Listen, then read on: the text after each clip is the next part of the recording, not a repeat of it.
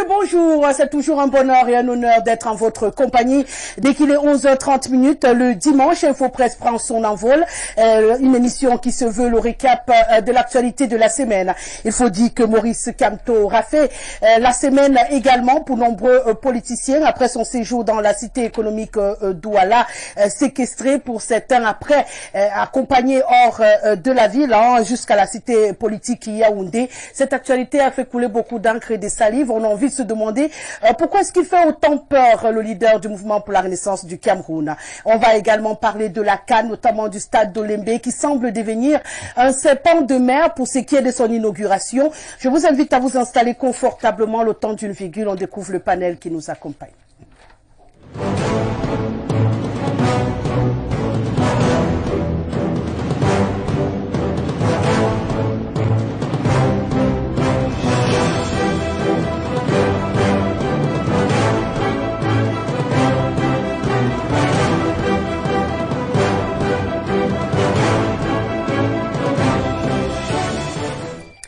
« 99 13 50 75 », c'est le code d'accès par lequel vous pouvez vous connecter à nous tout au long de cette émission. N'oubliez pas, bien entendu, notre plateforme Facebook Info TV Cameroun qui vous servira également pour vos participations. Et nous, on se fera le bonheur, comme à l'habituel, de rendre public toutes vos réactions. Ils sont donc 4 à avoir répondu à notre invitation ce dimanche. Je vais commencer par l'autre dame de ce plateau. Elle est cadre du CRAC. Vous dites de Cameroun au Cameroun, believe in Cameroun. Voilà. Bonjour Madame Odile Yogo. Merci d'être là ce dimanche. Merci Rosalie de m'inviter une fois de plus sur ce joli plateau.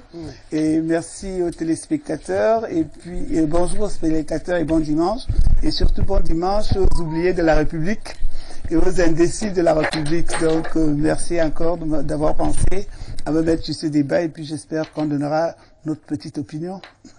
Bien sûr, à côté de vous, il est militant du PCRN. Il est avec nous ce matin. Il est par ailleurs avocat au barreau du Cameroun. Maître Asiene Aboyoyo est avec nous ce matin. Bonjour maître et bienvenue. Bonjour Madame Guessile. Bonjour à tout le plateau. Bonjour aux nombreux militants du PCRN sur toute l'étendue du territoire, le Parti de l'Avenir. Bonjour à tous les avocats au barreau du Cameroun. Je tiens à informer l'opinion que le Conseil de l'ordre se tienne demain pour examiner une question délicate, à savoir la clochardisation organisée par le système en ce qui concerne les corps de métier tels que les avocats et les experts comptables. Et le Conseil de l'ordre va se tenir pour donner la posture et indiquer aux avocats la conduite à tenir si jamais le projet de loi qui consiste à écarter les avocats et les experts comptables dans les procédures fiscales, si ce projet de loi venait à passer à l'Assemblée nationale, ça sera une provocation de trop en ce qui concerne les avocats. En tout cas, on attend patiemment ce face-à-face qui se profile à l'horizon. Merci à vous d'être une fois de plus en notre compagnie ce dimanche. On va également dire bonjour à Monsieur le maire, Sylvestre Lebel Niek, qui sera la voix de l'Union des populations du Cameroun ce matin, dont il est l'un des militants cadres. Merci Monsieur le maire d'avoir accepté notre invitation. Madame Guisseli, bonjour. Merci pour cette autre invitation. J'ai l'honneur et le plaisir de partager pour la première fois, je suppose que ce sera pour la dernière fois, le plateau avec ma sœur aînée, madame, que vous connaissez pas sous cette appellation, madame Leclerc, qu'on appelle généralement madame Yogo, mais c'est madame Leclerc, effectivement, parce que nous on a mangé, au village on l'a donné en mariage, maintenant si elle ne veut pas porter son nom, nous on va toujours lui rappeler que c'est le nom par lequel nous on va continuer à vous appeler jusqu'à preuve de contraire. Pour le moment on n'a pas la preuve du contraire, on va continuer à appeler. Vous n'allez pas régler les problèmes de famille en bon, direct. Maintenant j'ai présenté madame Odile Yogo, je vous invite à vous en tenir à ma présentation. Cela dit, le reste, Rosalie, dans ce genre de débat, je ne mène pas sur les plateaux. Bien sûr, justement, c'est pourquoi je l'invite à en faire pareil. Bon. Pour l'instant, c'est madame Odile Yogo sur mon plateau. Je suis le beau-frère. Je choisis le temps que je veux. Je suis comme vous. Madame Guissele, Merci Rosalie. Au-delà de votre féminisme, j'appelle monsieur Yogo parce que Madame Yogo par le nom par lequel nous, on a mangé. Monsieur Leclerc Day, notre beau-frère, c'est tout honneur que je suis avec son épouse ici, bien sûr. Je voulais demander si l'émission est sur Monsieur Leclerc ou sur, sur des thèmes bien précis. Maintenant, je voudrais dire bonjour. Autre avec vous. Je dois dire bonjour En passant aux Rosalie, je voulais lui demander où est-ce que lui, il a mangé. Peut-être d'autres, mais pas lui. Bon, bonjour également à mon frère. Monsieur le sénateur, merci d'être venu. J'ai commencé à me demander, mais pourquoi il arrive tard. J'ai compris que le dimanche, les routes sont jamais ouvertes, mais bien entendu, bonjour au peuple camerounais, qui nous fait quelquefois l'amitié de nous suivre les dimanches, qu'on a l'occasion de leur donner notre point de vue par rapport au sujet d'actualité. Vous l'avez annoncé, le Sénacom du Mouvement pour la Renaissance du Cameroun, Monsieur Joseph Ateba, il est avec nous ce dimanche. Bienvenue, Monsieur Ateba. Oui, merci Rosalie, bonjour à toi, merci pour l'invitation, bonjour à mes co-panélistes, à vos nombreux téléspectateurs. Une pensée pour mes camarades toujours incarcérés sans raison. Dans les prisons infestes du pays. J'aurais une pensée pour ces Camerounais qui, bientôt, si ce projet de loi est voté à l'Assemblée concernant l'augmentation des frais de transfert, si ce projet de loi venait à être voté, vous comprenez à quel point les petits Camerounais qui s'envoient 1000 francs, 2000 francs devraient souffrir. Nous espérons que les députés à l'Assemblée pourront écouter la souffrance du peuple pour ne pas voter cette loi et la renvoyer à leurs initiateurs. Une fois que c'est dit, on va donc rentrer dans la première thématique de ce matin. On parle donc de Maurice Kamto, le leader du Mouvement pour la Renaissance du Cameroun, qui fait les choux gras de la presse nationale et internationale depuis cette fin de semaine. Et pour cause, rendu dans la cité économique d'Ouala, il est au cœur d'une autre polémique qui a valu une sorte de séquestration de sa personne dans son hôtel des résidences avant d'être escorté hors de la ville pour la cité politique Yaoundé. On a envie de comprendre ce matin pourquoi on en arrive là et comment dans un pays aussi démocratique que le nôtre on vit encore ce genre de situation.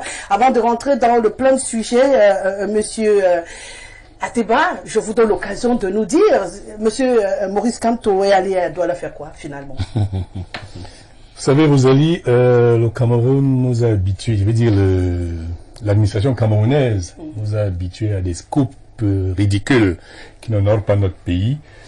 Et les gens peuvent penser que ce qui s'est passé à Douala est nouveau. Non, que c'est pas nouveau.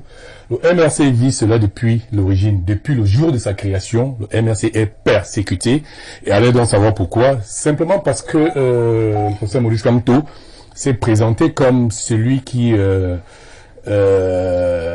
est déterminé à vaincre cette dictature qui nous opprime depuis des années. Donc c'est pour ça qu'il est persécuté depuis le jour de la création de son parti. Le professeur Kamto est parti à Douala pour deux raisons principales, c'est-à-dire rendre visite à nos camarades qui sont incarcérés à la prison et ensuite tenir le lendemain à la chaumière à la dédicace de ses ouvrages. Vous savez, c'est un écrivain, c'est un poète, donc il a beaucoup d'ouvrages dans sa casquette, dans sa calebasse. Donc il était invité donc pour faire la dédicace de ses livres. Alors curieusement, et je peux vous assurer qu'il a pris toutes les dispositions nécessaires pour rester discret dans cette mission-là. Il est arrivé à Douala. Il a dû changer de véhicule, parce que vous savez, quand il passe et que les gens le voient, ça crée toujours. Donc, parce qu'il ne voulait pas attirer l'attention, il est arrivé, il a changé de véhicule pour aller à la prison. Donc, même nos militants à Douala ne savaient pas qu'il y était, parce qu'on n'a pas voulu qu'ils le sachent. On voulait que ce soit vraiment quelque chose de discret. Donc, par la suite, il est allé au siège, rencontrer les membres du parti qui sont à Douala. Et naturellement, ça a fait l'effet habituel, c'est-à-dire quand on sent la présence du professeur Maurice Kamto quelque part, ça fait de l'effervescence et puis les gens s'y sont rendus. Il a tenu un petit discours à l'adresse des populations qui sont venues massivement l'acclamer. Il a simplement dit, il a dit qu'il espérait, qu'il souhaitait que nos camarades qui sont en prison retrouvent la liberté avant les fêtes de fin d'année.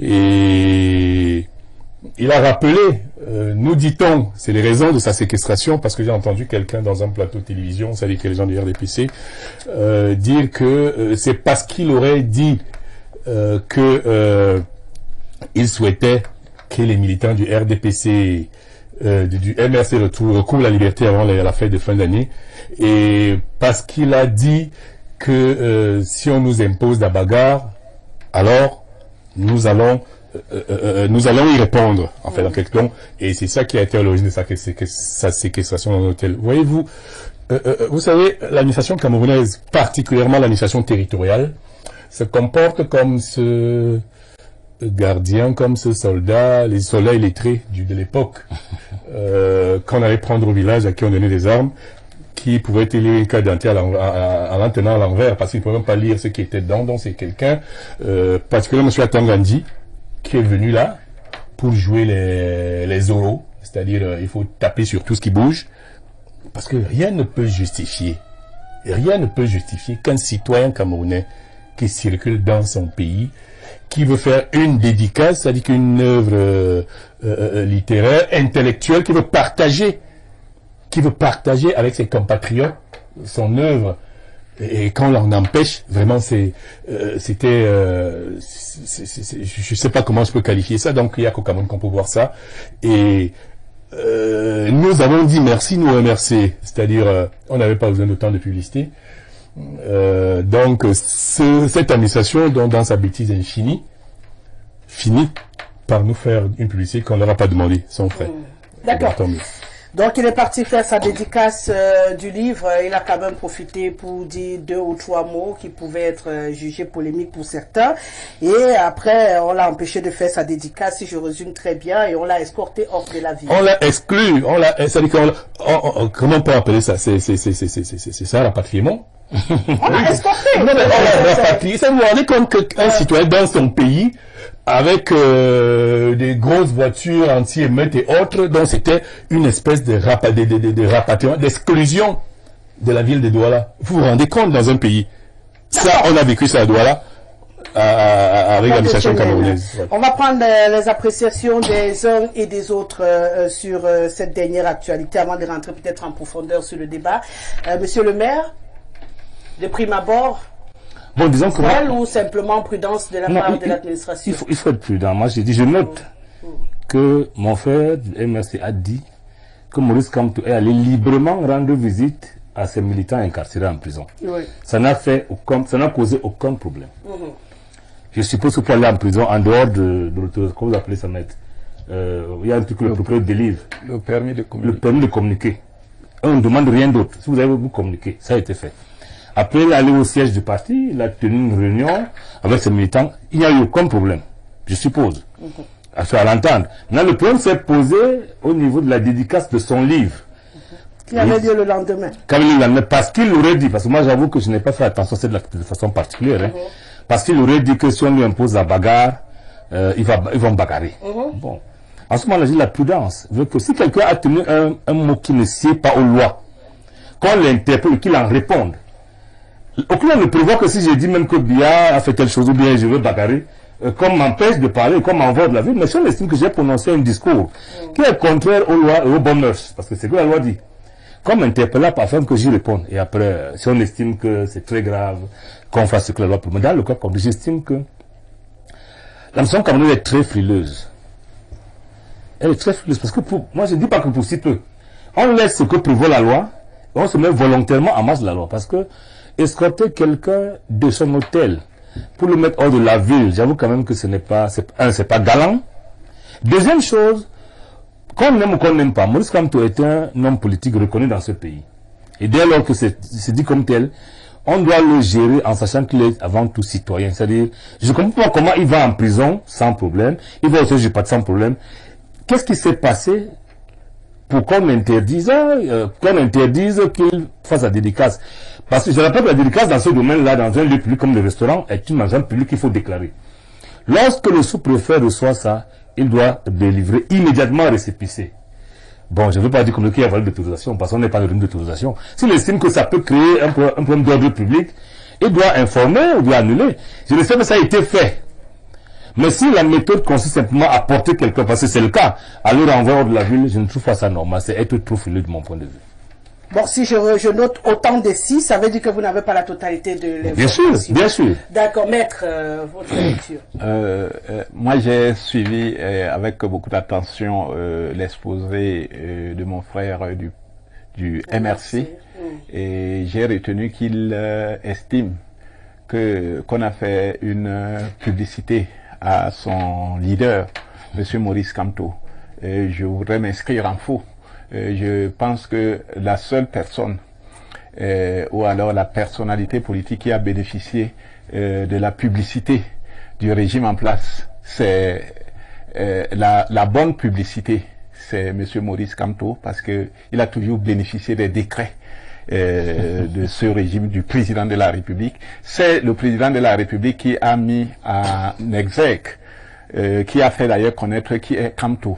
Parce que en ce qui concerne les grands ténors du droit dans notre pays, je crois que moi, quand je vois les professeurs comme Mikwaché, qui n'ont pas aussi la posture de Monsieur Kamto, je m'interroge si c'est le seul universitaire. Et j'ai dit, je connais, j'ai été étudiant à l'université, je connais les vrais universitaires de ce pays, mais qui n'ont pas eu aussi les mêmes privilèges que Monsieur Kamto. Et je crois que le régime RDPC-MRC se montre déjà assez des Camerounais comme ça. Pourquoi? Parce que, vous savez, Kamto a ses amis. Quand il veut faire obtenir des prorogations, parce que ce sont des retraités qui sont à la tête des services de sécurité. Je parle en l'occurrence du délégué régional de la sécurité nationale qui a arrêté depuis. Ce sont les amis de Kamto. Alors, quand il fait ça, il obtient toujours des prorogations. Kamto sait maintenir. Je crois que vraiment, il faut être sérieux. Voilà les faits. Monsieur Kamto est sorti de nulle part par M. Paul Biya pour pouvoir combattre les RDPC, le RDPC dans son Baham natal, dans les hauts plateaux. Parce que l'opposition, à savoir le SDF, s'est solidement implantée dans cette partie du territoire et dans ce département. Certains voient de mauvais œil. Et cette opposition qui avait aussi pour membre Monsieur Kamto, à savoir l'Union pour le changement dans notre pays. Monsieur, je crois Simon, qui est député SDF aujourd'hui, à cette époque-là, est battu par ceux qui ont mouillé le maillot. Je crois que le professeur Konchou Komeni, un universitaire de haute facture, c'est lui qui vient avec un ténor aussi, un grand militant, Benjamin Soké, pour pouvoir combattre l'opposition dans cette partie du territoire. Ils réussissent avec beaucoup de professionnalisme, parce que nous connaissons qui était le professeur Augustin Konchou Komeni. Donc, Komeni sort donc Monsieur Konchou, Monsieur Sonké, Benjamin, qui devient député et qui bat les Simon, les ténors du SDF aux élections. Voilà comme ça, pour récompenser dans ceux-là, Monsieur Konchou Komeni sera chassé du gouvernement. Monsieur Sonké qui a mouillé le maillot, attendant d'entrer dans le gouvernement, on va faire sortir Kamto. C'est dans ces conditions que Kamto entre au gouvernement en 2004. Donc vous avez l'impression que M. Kamto, leader du MRC aujourd'hui, est une fabrication, une fabrication du parti au pouvoir. Et c'est ce que je demande. Alors, si aujourd'hui on veut mentir les Camerounais, parce que Kamto cherchait à devenir leader de l'opposition. Nous savons que le leader de l'opposition, c'est John Fundi. Pour l'instant. C'est John Fundi qui est le leader de l'opposition. Je ne voudrais pas parler de Cabral Libi parce que Cabral Libi n'a jamais voulu devenir leader de l'opposition. Cabral Libi, il a une mission précise, diriger le Cameroun. Il ne veut pas être leader de l'opposition. Donc c'est Fundi. C'est le statut qui se discute entre Kamto désormais et Fundi, être leader de l'opposition.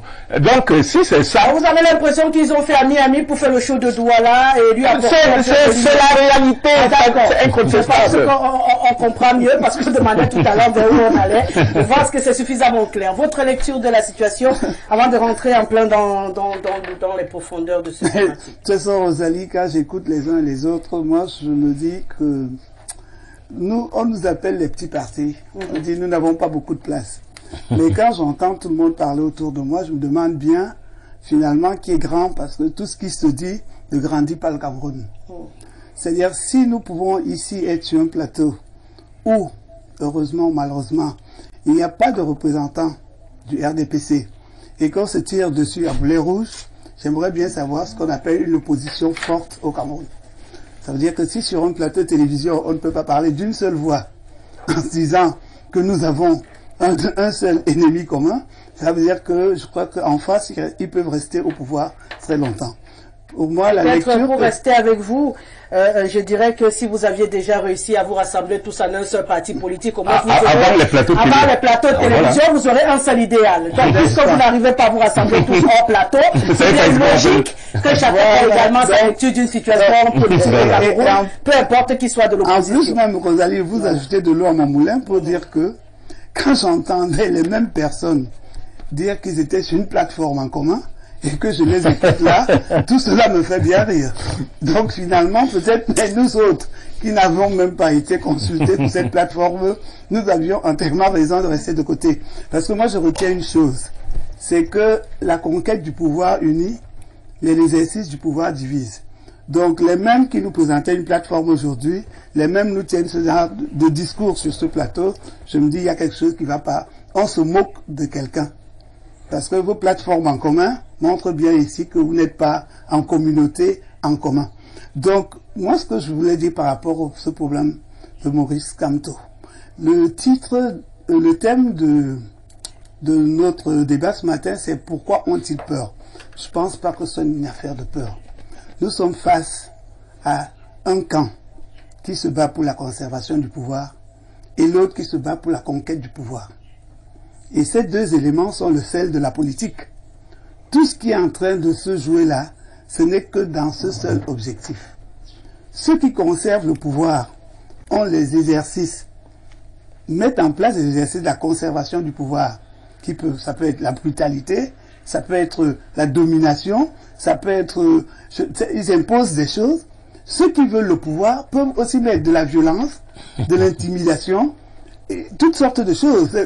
La révolution, l'insurrection, même ça on le sait. C'est-à-dire que quand vous êtes face à une situation où il y a conservation et conquête de pouvoir, on va vivre tout ce qu'on dit là. Le professeur Ndango me disait un jour au Maroc, à Rabat, il parlait justement de ces milieux politiques. Et il me disait que, ma fille, vous savez, quand vous avez un ennemi, quelqu'un qui était dans votre camp, et qui va dans le camp en face, faites très attention. Si vous pouvez, faites tout pour le ramener dans votre camp, parce qu'il connaît vos méthodes et vos techniques.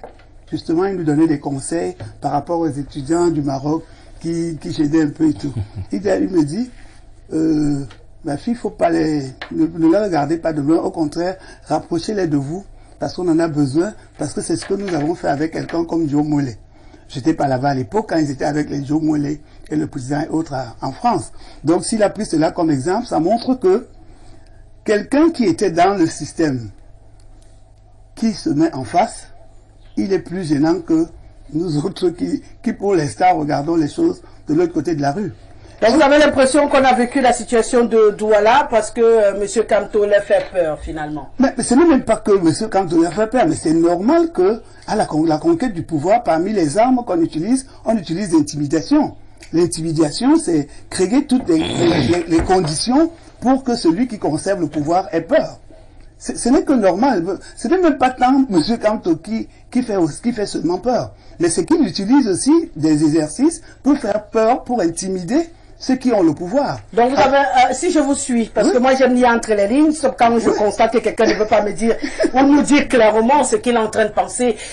Vous voulez dire que c'était un stratagème déjà prévu pour secouer un tout petit peu le cocotier par l'équipe à Kamto et qu'il a juste implémenté, les autres ont réagi nettement comme il attendait. Rosalie, très honnêtement, l'événement pour moi de cette fin de semaine n'est qu'un événement parmi tant d'autres sur le cheminement de ce qui se passe depuis ce temps dans le MRC. Regardez depuis la création.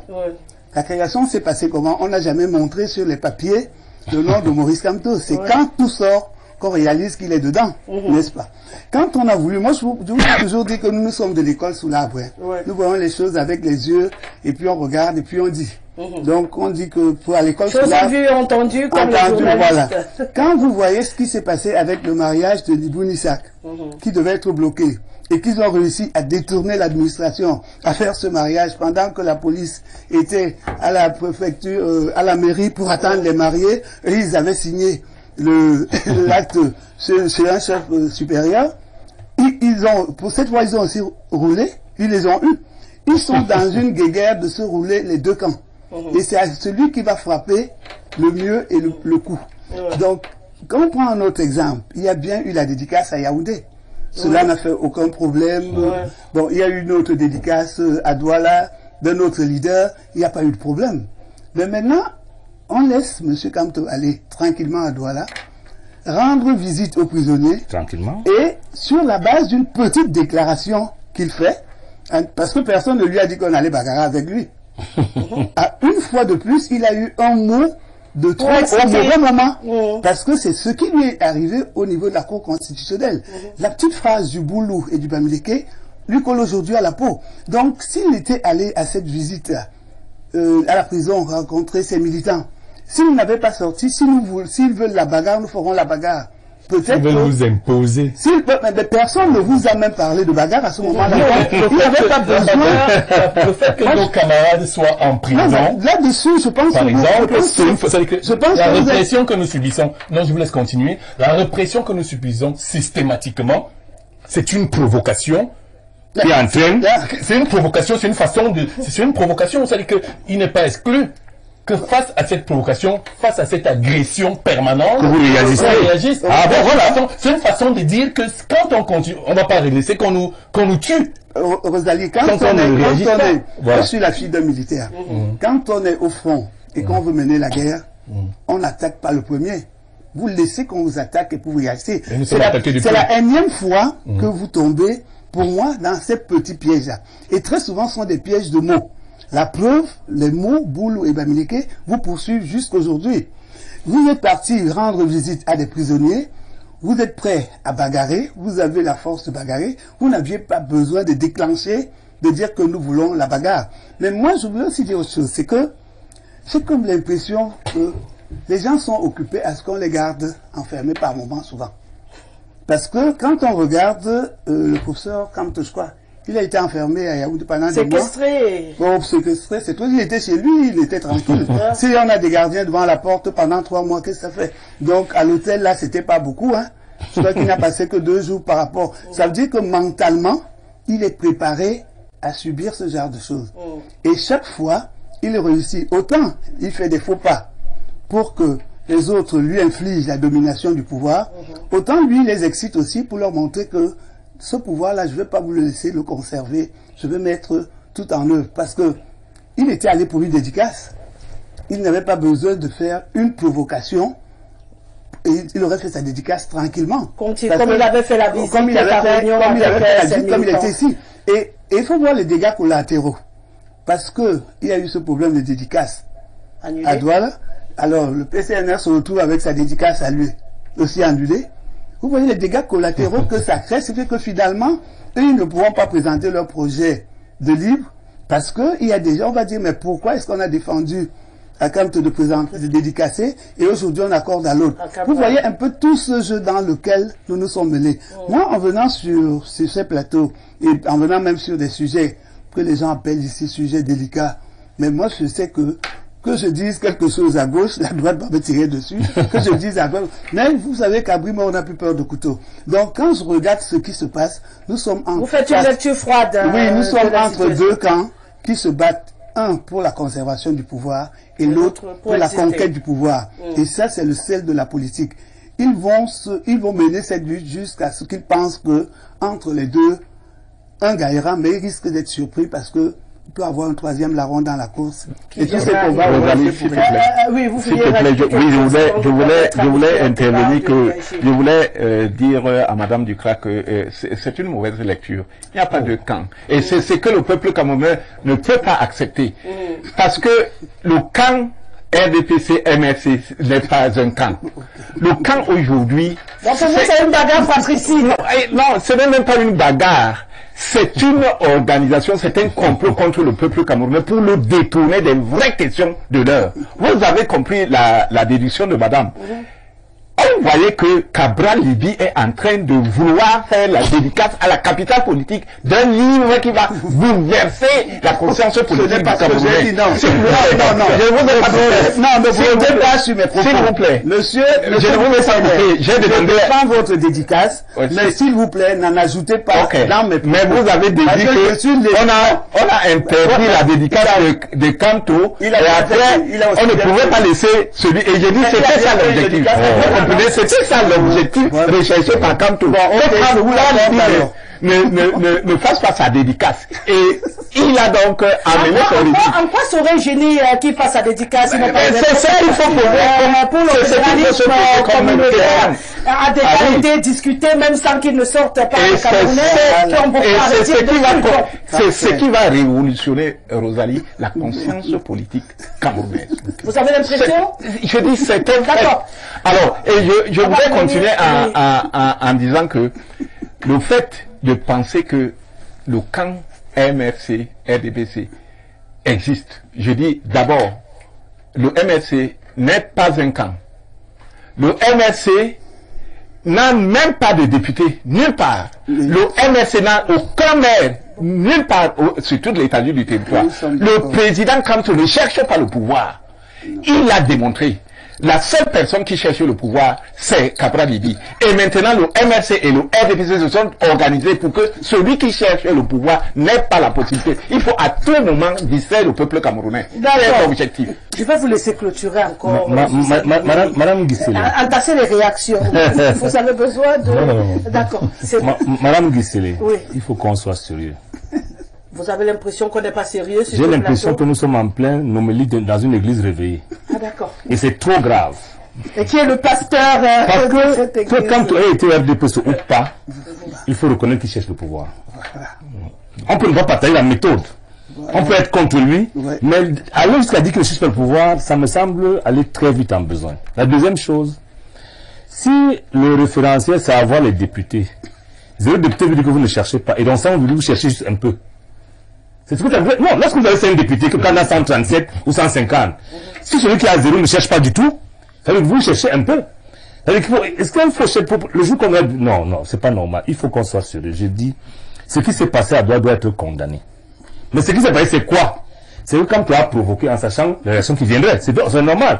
Lorsqu'on est sur le champ politique, personne ne va vous donner le tapis rouge. Il faut le savoir. C'est-à-dire, quand pour faire sa dédicace, n'a pas envie de dire, de parler de Barak, comme Mme Legault le dit, c'est non. Il le dit en sachant, il a un objectif. C'est ne même plus tenir la dédicace. Mais faire que le RDPC... On ressent son passage... Et ça, il a réussi, il faut le dire. C'est pour ça que je dis, c'est une publicité, comme l'a dit M. Ateba, c'est normal.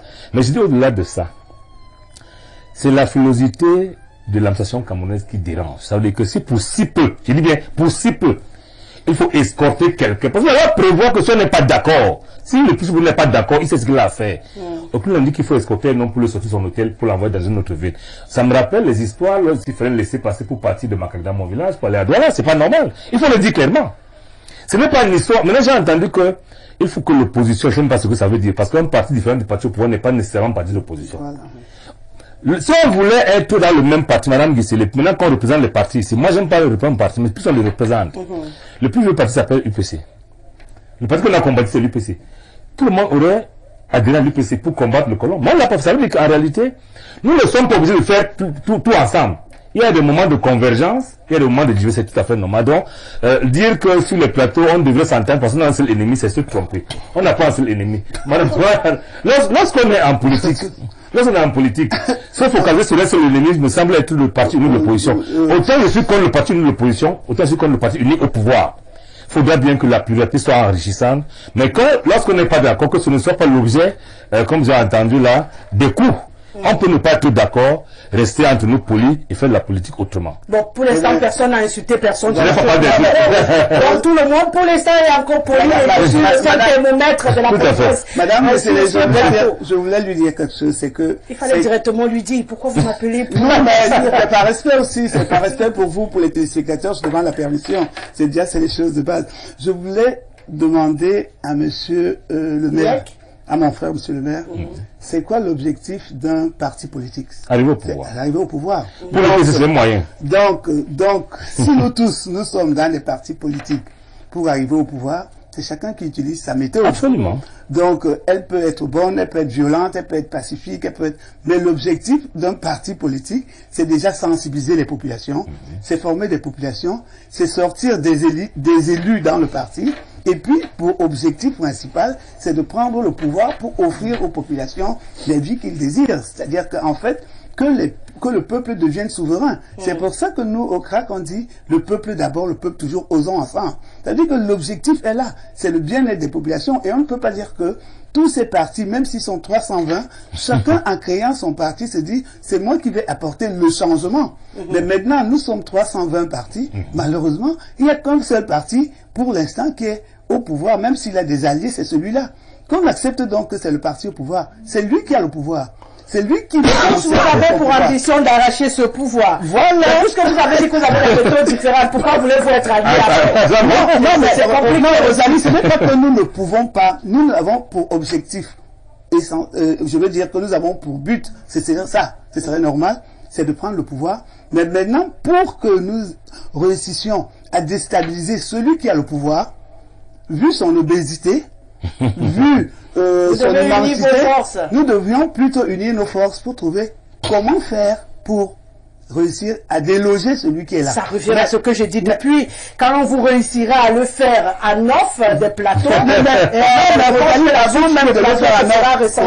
avant même d'arriver à Nof, quand moi j'écoute le monsieur du PCNR et que je vois qu'ils sont sur une plateforme commune avec MRC, l'UDC et tout. Alors si maintenant le leader du PCNR, lui, il dit déjà moi je vais être président. Ça veut dire qu'il ne sait pas si les 6 ou 7 autres veulent aussi être président. Ça veut dire que l'alliance, les autres ne veulent pas. Donc, dans cette alliance, on a déjà décidé que c'est lui qui sera président. Moi, je ne comprends pas bien tout ça. Je vais vous expliquer ce qu'ils ont dit sur le plateau pour qu'on puisse avancer, qu'on ne s'attaque pas dessus. Après la sortie, ils se sont réunis pour un but bien précis, qui était celui de proposer une réforme du code électoral. Point. Ce n'était pas pour être ensemble pour une campagne électorale ou pour une présidentielle. Ça veut dire qu'une fois ce travail terminé, chacun reprend son marathon.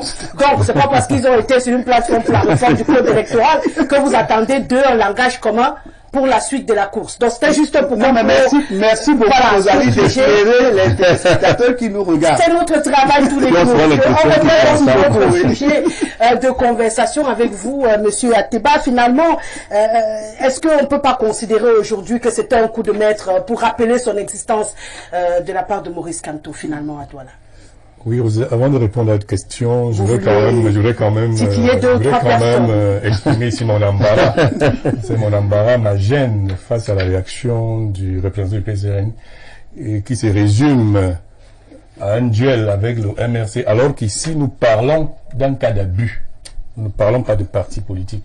Vous savez, Einstein disait que le monde, je crois qu'il disait, le monde se gâte pas du fait de ceux qui le détruisent, mais du fait de ceux qui ne réagissent pas, qui ne dénoncent pas. Je crois qu'ici, l'objet de cette émission de ce jour concerne les violations, les abus dont a été victime un parti politique, un leader politique. Et je me serais attendu à ce que, solidairement, le représentant du PCN nous retrouve dans ce combat, parce que ça ne concerne pas que le MRC, il peut aussi en être victime demain. Donc je suis très embarrassé. Je voulais pas revenir sur tout ce qu'il a dit, parce que vraiment pour moi ça n'a pas de sens. C'est-à-dire que quant à la qualité du professeur Maurice Kamto, je voudrais quand même dire, on ne peut pas dire que c'est ce régime qui a fait le professeur Maurice Kamto. C'est un monsieur qui a un parcours connu de tous. Ce n'est pas ce régime qui l'a fait. Et c'est tout à fait, c'est en fonction de ses compétences qu'on lui a confié certaines responsabilités. Il n'a pas demandé cela. C'est quoi être doyen d'une université pour un professeur d'université? Moi, je ne serais pas doyen, je n'ai pas cette capacité, pas ces aptitudes. Donc, si on nomme quelqu'un qui remplit les conditions doyen, pourquoi ça devrait faire rougir et parler? Le système, c'est quoi? Le Cameroun n'appartient à personne. Il faut qu'on se mette ça bien dans la tête. Donc, voyez-vous, on a créé un poste de ministre délégué pour le professeur Moïse Kamto, parce qu'on ne pouvait pas le nommer ministre. Il faut bien que tout le monde le sache. Parce que le délégué, c'est quoi? C'est ministre? Non, on ne pouvait pas le nommer ministre, on a créé un poste de ministre délégué parce qu'il avait une mission. Vraiment. Parce qu'il avait une mission.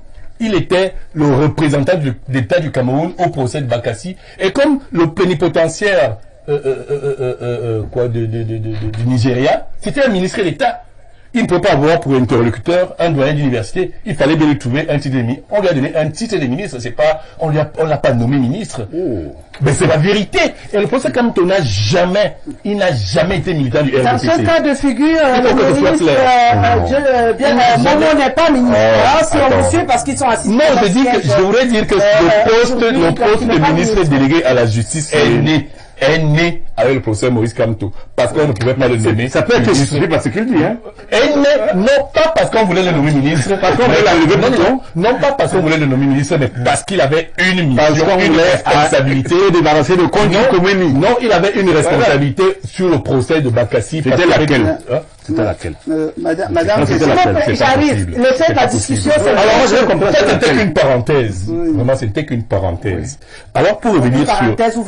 C'était qu'une parenthèse. Alors, pour revenir, nous parlons... Vous avez en face un ministre d'État. Ils vont faire ministre délégué. Non, c'est pas normal, non. Faut dire ça.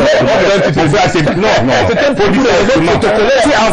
Pourquoi vous êtes délégué sur la face de ministre d'État? C'est vous qui a défendu le régime en Cameroun. Moïse Kamto n'a jamais fait. Le procès d'avoir défendu le Cameroun comme on l'a vrai. Je dis que le professeur Moïse Kamto n'a pas besoin de polyaphorie. Il a fait ses preuves au Cameroun et ailleurs. Donc vraiment, dire qu'il a fait ses preuves au Cameroun et ailleurs, il n'a pas besoin de polyaphorie pour exister. Avant 84, moi je mets mon frère. Attendez, il n'a pas besoin de polyaphorie pour exister. Avant 2004, il avait fait ses preuves où? Avant 2004, oui. Attends, il était quand même à la Cour internationale, il était président de la Commission des droits de l'homme, de la Cour internationale du... Ouais, vous bégayez là. Non, mais j'étais président de la Commission. Avant 2004. Et ça, c'est, mon professeur Kamto est quand même l'un des rares en Afrique qui font partie du curatorium du droit international. Attends, c'est pas Biya qui l'a mis là-bas. C'est ses travaux qui l'ont mis là-bas. C'est ses travaux, c'est ses références qui l'ont mis là-bas. Mais attendez, soyons sérieux.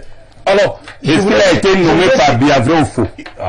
Ce n'est pas nommé, c'est quoi? Est-ce que c'est pas normal qu'on nomme un Camerounais? C'est normal. C'est normal. Est-ce que c'est pas normal qu'on nomme un Camerounais? C'est normal. Mais j'ai dit qu'on ne l'a pas nommé, c'est que la nomination du professeur Kamto à l'intérieur du fait qu'il était le chef de la délégation camerounaise. Ce qui n'est même pas vrai. Voilà. C'est même pas vrai.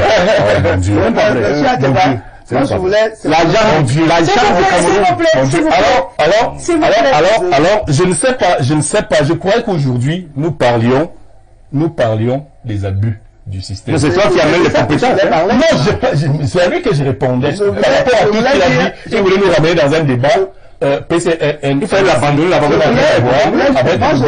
Je proposais de dire à monsieur Ateba que monsieur Ateba, comme nous disons à l'école souveraine, les affaires de bandits se règlent en bandits. Voilà. Ce qui est en train de se passer aujourd'hui, c'est que vous connaissez tellement bien depuis la nuit des temps que les coups par coups ne surprennent pas les autres. Ce que je voulais ajouter simplement, c'est que quand nous sommes là aujourd'hui pour cette injustice qui a été faite, une fois de plus, ce sont souvent les mots qui sortent de la bouche qui condamnent. C'est vous qui avez créé le mot chassement. Donc si on non, le MRC n'a jamais parlé de chassement. Si maintenant, le MRC n'a jamais parlé de... Si le MRC n'a jamais parlé de chassement. Jamais. Je le retire. Jamais. Je voudrais dire que... Je voudrais donc dire que le mot chassement, qui est dans le vocabulaire populaire aujourd'hui, n'est qu'en application à Douala, on a été mis en application à Douala, c'est-à-dire qu'on a chassé quelqu'un de Douala pour aller à Yaoundé. Voilà les chassements qu'on entend partout, voilà les chassements. Et les glissements et les chassements, tout ça c'est toujours le bas peuple qui souffre. Parce que, en fait, c'est pour nous distraire. Nous avons des problèmes où il n'y a pas d'eau, il n'y a pas d'électricité, il n'y a pas d'école, il n'y a pas de route. Vous verrez, pendant que des gens, les autres font leur renouvellement d'organes de base, on nous distrait sur des bagarres entre deux camps. Non, mais ne dites pas vous, d'accord, qu'il ne s'agit pas de nous. D'accord. C'est lui qui a le devoir de nous donner de l'eau, je retire encore. Au lieu de le faire, il ne nous a pas donné sur le MRC. Ok, non, il ne nous a pas donné de détourner votre attention des problèmes réels. Et les camps, entre-temps, qui est content que ce jeu se fasse de distraction, ne rappelle pas à 19 millions de Camerounais qui sont assis, ce que j'appelle les indécis. Ils ont dit, faites du Cameroun ce que vous voulez. Vous, les 19 millions là, quand vous écoutez tout ça, au moins un tiers, sortez et allez vous inscrire. Allez à allez bousculer vous allez, l'alternance sera pacifique. Vous savez, par les urnes, on n'a pas besoin. L'alternance devrait se faire par les urnes, mais pas par la violence. C'est le slogan du MRC. C'est le slogan du MRC. L'alternance dans la paix et par les urnes. Vous n'êtes pas c'est les élections de 2020. Alors que vous, j'ai dit le MRC, je ne veux pas débattre avec le PCR.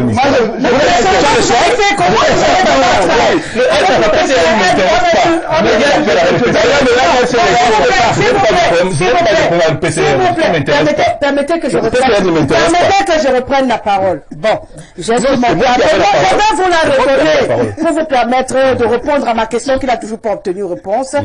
Je disais donc que j'ai le MRC, le PCR, l'UPC et le CRAC sur ce plateau. Donc, qu'on s'aime ou qu'on s'aime pas, on va débattre entre nous, on va essayer d'arriver jusqu'au bout, qui sera 13h30.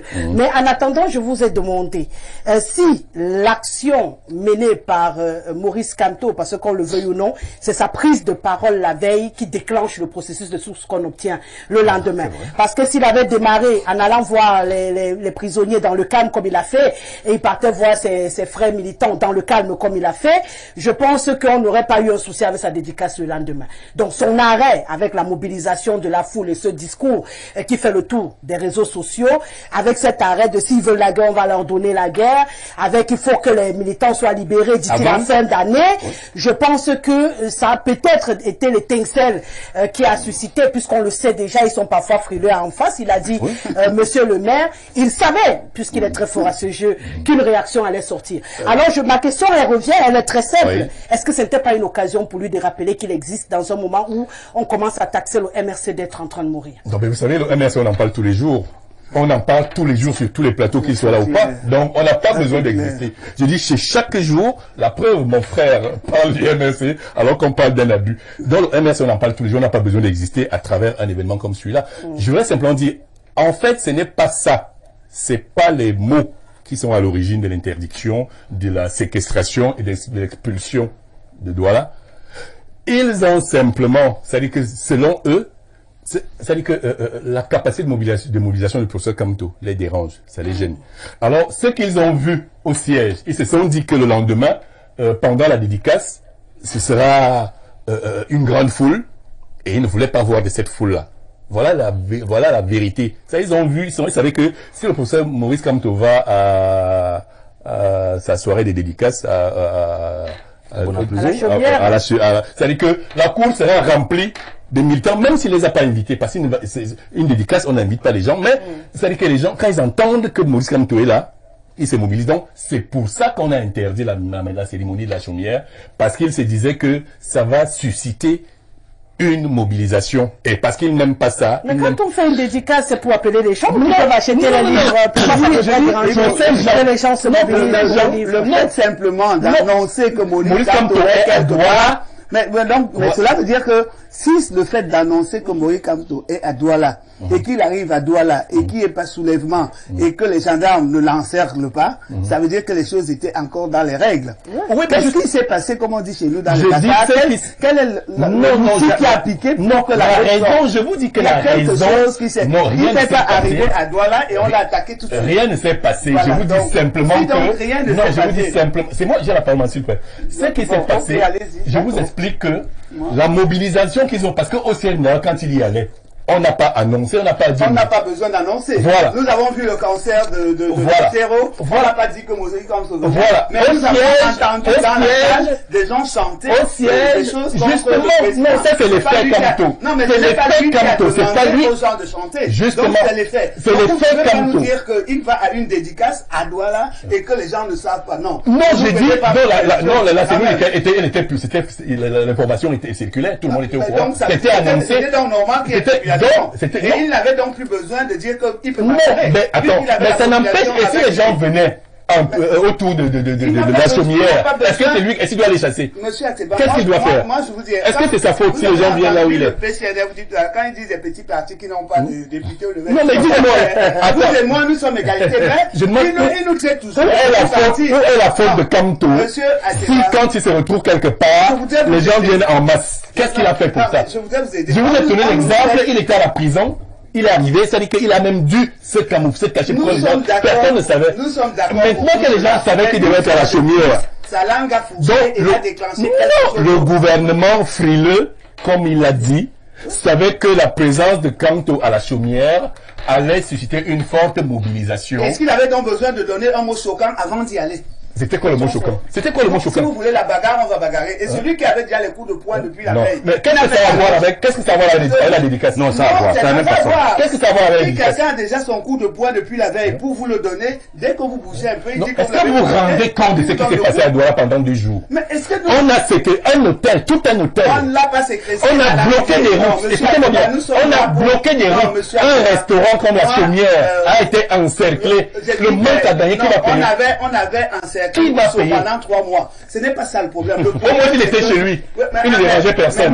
Mais il ne dérangeait personne. Les Au gens moins, il s'en était foutent. chez lui, il ne dérangeait L'hôpital personne. est là-bas, on passe là aussi. Non, non, non, là, il ne dérangeait Non, personne, non, il était chez lui. Monsieur Ateba, Non, honnêtement, attends. quand on sait que quand on va dire quelque chose, un mot, et que ça peut déclencher des réactions du camp d'en face, on essaie Oh là de là trouver là. les mots justes et les mots Mais les mots justes, c'est quoi? passés. Attends, c'est pas... Est-ce Attends. qu'il avait besoin de Chacun dire a le que droit de nous choisir avons- ses mots. Bon, mais alors qu'il accepte aussi que ceux qui ont le pouvoir... Attends, peut-être est-ce que c'est parce que j'ai dit quelque c'est de chose? guerre. Est-ce que c'est parce que j'ai dit quelque Vous chose êtes dans qu'on un doit conflit, sortir vous la êtes dans un artillerie? conflit face à face. Nous Avec avons qui? vu, le monsieur du PCNR vient de vous dire que vous êtes un petit parti, vous n'avez pas de députés. Bon, donc, ça veut dire que moi, je suis à égalité avec le MRC. Et Mais le vraiment, aussi. quand lui sort, mais moi je sors, personne ne me voit. Donc, on ne peut pas comparer l'animal qui dort à l'animal de la bouche. Oui, mais Donc, faut quand même- j'étais dans en train de... Restez dans mon petit statut. J'étais à Théban de répondre. On va les dire. J'ai déjà répondu. Non, J'ai répondu. la Je vous ai réponse dit, est laquelle? la réponse est la suivante. Oui. Ce n'est pas pour les mots prononcés. Non, que- j'ai demandé si c'était pour exister. Vous avez dit que Je non, dis vous qu'on existez. existe, on existe. Tout le monde sait que le MRC existe. Tout le monde Mais parle qu'est-ce que qui du a provoqué MRC. donc? Qu'est-ce qui a provoqué le courroux du pouvoir? Ben, allez leur demander. Ah bon, d'accord. Allez leur Monsieur le maire, demander. je vous repose C'est pas donc moi la qui même, vais oui, allez leur demander. je vous repose la même question. Oui, allez leur Est-ce demander. que ce n'est pas finalement pour certains leaders politiques une occasion d'exister que de déclencher ce genre de situation parfois ambiguë, mais qui font au moins l'objet des débats, puisqu'on est en train d'en parler aujourd'hui et l'écho qui est fait autour n'est pas sans conséquences peut-être positives aussi pour ces partis politiques. Madame Guissélé, dans exister, je mets qu'on parle de nous. Oui, Voilà. justement. Et dans ces conditions, Kamto a provoqué ce qu'il cherchait. Et il a eu son cas. Il a fait une commande, il a été servi. Il savait pertinemment. Je veux vous avouer, Madame Guissélé, si quelqu'un tient le même discours, il aura le même résultat. Ça ne peut pas dire. La preuve, quand tu vas en prison, là où c'est sécuritaire, il n'y a aucun problème. Il n'y a même pas foule. Il n'y a même pas foule. Dire que personne, moi j'étais au courant qu'il irait en prison parce que le programme était préétabli avant, tout le monde le savait. Là où le tel devait sortir ses codes de poste en prison, ils n'ont pas fait. Lorsqu'il va rencontrer ses militants, il n'y a pas de problème. Mais on oublie de dire que à la rencontre avec ses militants, je dis qui sont l'État? C'est une sommation. Ah, mais c'est interdit de libérer les prisonniers politiques. Non, c'est ce que je dis. Attends, Monsieur Ateba, qu'est-ce qu'ils font en prison, ces gens? Monsieur Ateba, je ne suis pas juge. Moi, Moi, je suis pas juge. Attends, qu'est-ce que ces gens font? Moi, je ne suis pas juge. Le droit d'exiger qu'on les libère. Monsieur Ateba, moi, je ne suis pas juge. J'ai dit, est-ce qu'on n'a pas le droit d'exiger la libération de façon factuelle, le professeur Kamto somme l'État de libérer ces gens avant. C'est tout à fait normal. Dès lors que c'est, moi, je dis, c'est compréhensible sans être normal. C'est tout à fait normal. C'est compréhensible. Maintenant, en face, il attend quoi? Ils somment l'État de libérer ces gens avant. La fin d'année. Et, si on les pousse à la bagarre, ils vont. Bagarrer. Si on fait le lien. Ça veut dire que s'ils ne sont pas libérés avant décembre, il y aura la bagarre. Dans ces conditions, celui qui anticipe, l'ordre de l'État, parce que gouverner, c'est prévoir. On dit, si on laisse monsieur faire, on risque de gérer les effets collatéraux, on ne veut pas. Et on dit qu'il rentre là où il doit rester. Sans être normal, madame Giseli, c'est tout à fait compréhensible. Dans le champ politique, c'est les mots. Je rappelle que...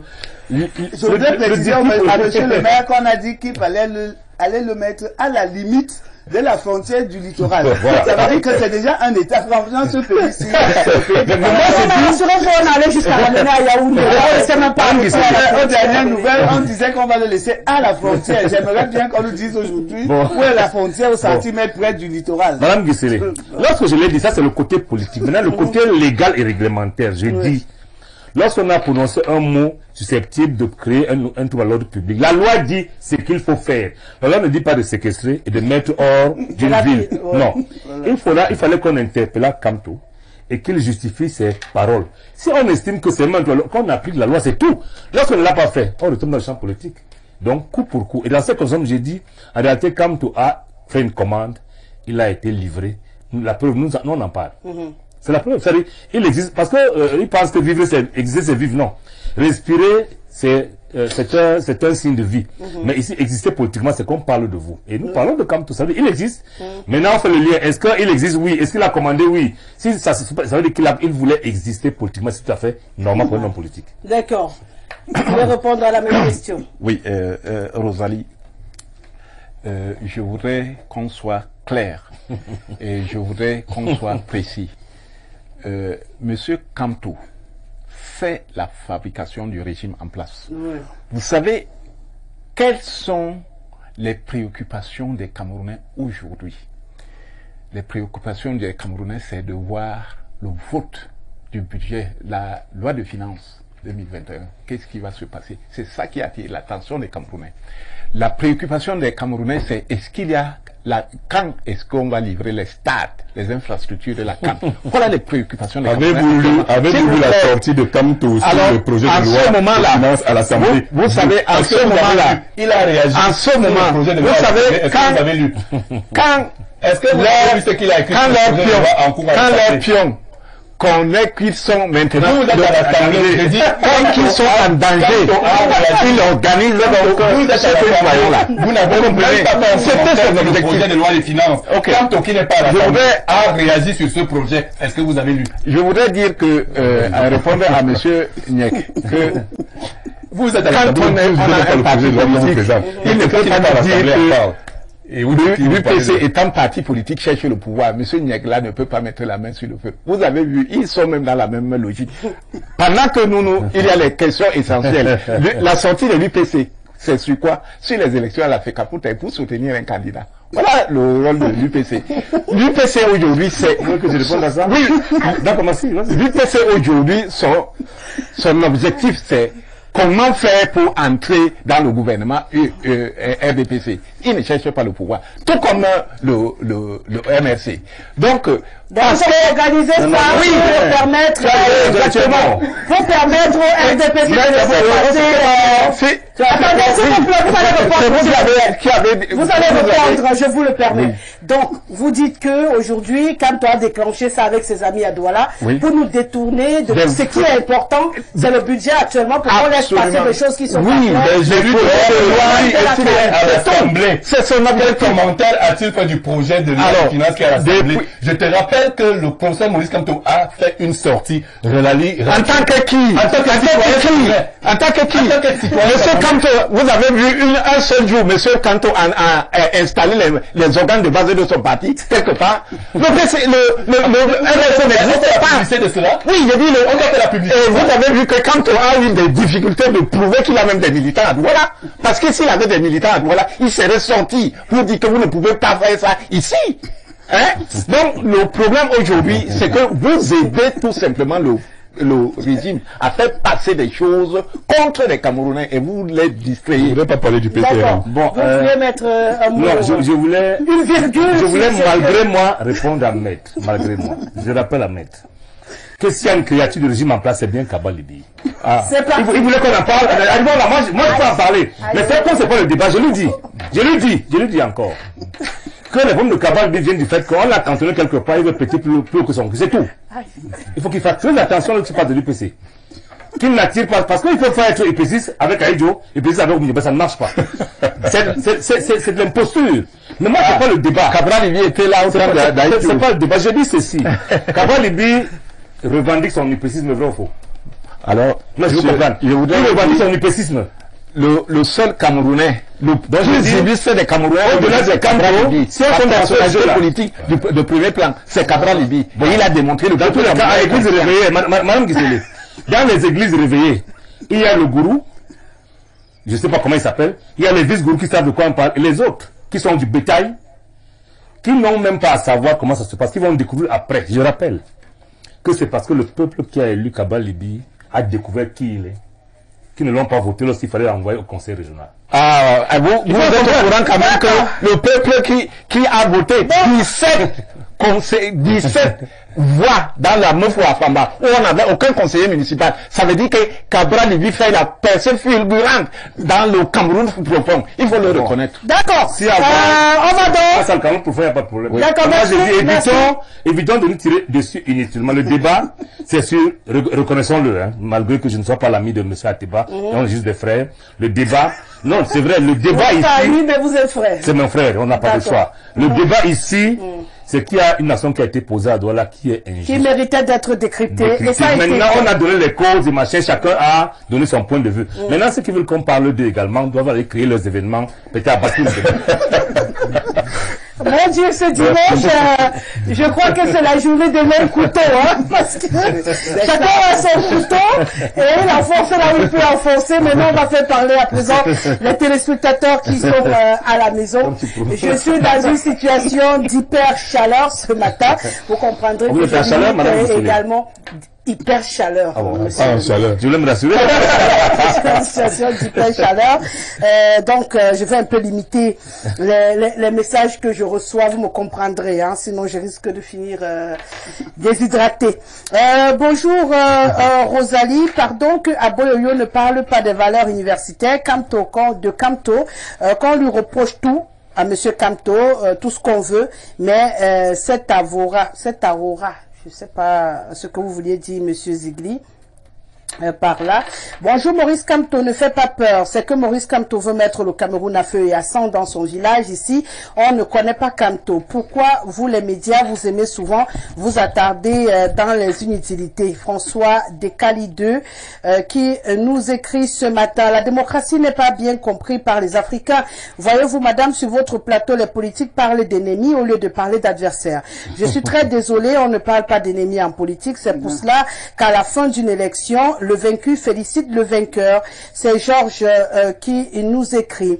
Bonjour à vous et au votre plateau. Ce régime a fabriqué beaucoup d'hommes sans personnalité, sans conviction et sans honneur. Maurice Kamto est un homme d'honneur. Beaucoup de Camerounais croient en lui. Ce régime est moribond. Paul Biya fait son temps. Il n'est pas un dieu. Il est déjà trop tard pour lui de partir. Les gens du PCRN sont des comédiens. Autre réaction, ce que subit Kamto, tous les Camerounais sont susceptibles de le subir. Bonjour, Maurice Kamto ne fait pas peur, c'est que Maurice Kamto veut détruire le Cameroun et il faut l'en empêcher. Autre réaction, bonjour et bon dimanche à tous les téléspectateurs de votre plateau. Certaines de nos personnalités supérieures doivent arrêter le néant qu'elles ont à l'esprit. Nous sommes tous des citoyens de la même nation qu'ils prétendaient être plus patriotes. Pour Maurice Kamto est Cameroun. Le professeur Maurice Kamto est camerounais de nationalité. Il a même sauvé la nation lors du problème de Bakassi. Il a le droit de vivre dans son pays où il veut. Pourquoi n'ont-ils pas interdit Cabra Libi pendant la dédicace de son livre?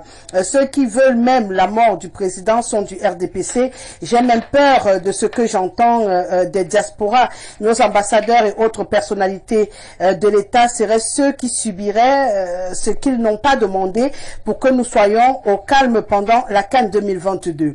Nous devons arrêter d'intimider le MRC avec libération immédiate des prisonniers politiques et tous les dirigeants anglophones qui ont été incarcérés. C'est Ernest depuis le rond-point Bamenda qui nous écrit ce matin. Je prends aussi quelques personnes en SMS. Bonjour et grand respect sur le plateau. Vraiment, c'est honteux pour ce régime. Une personne passe en route, tous les policiers sortent, créent des embouteillages parce qu'il a dit bagarre.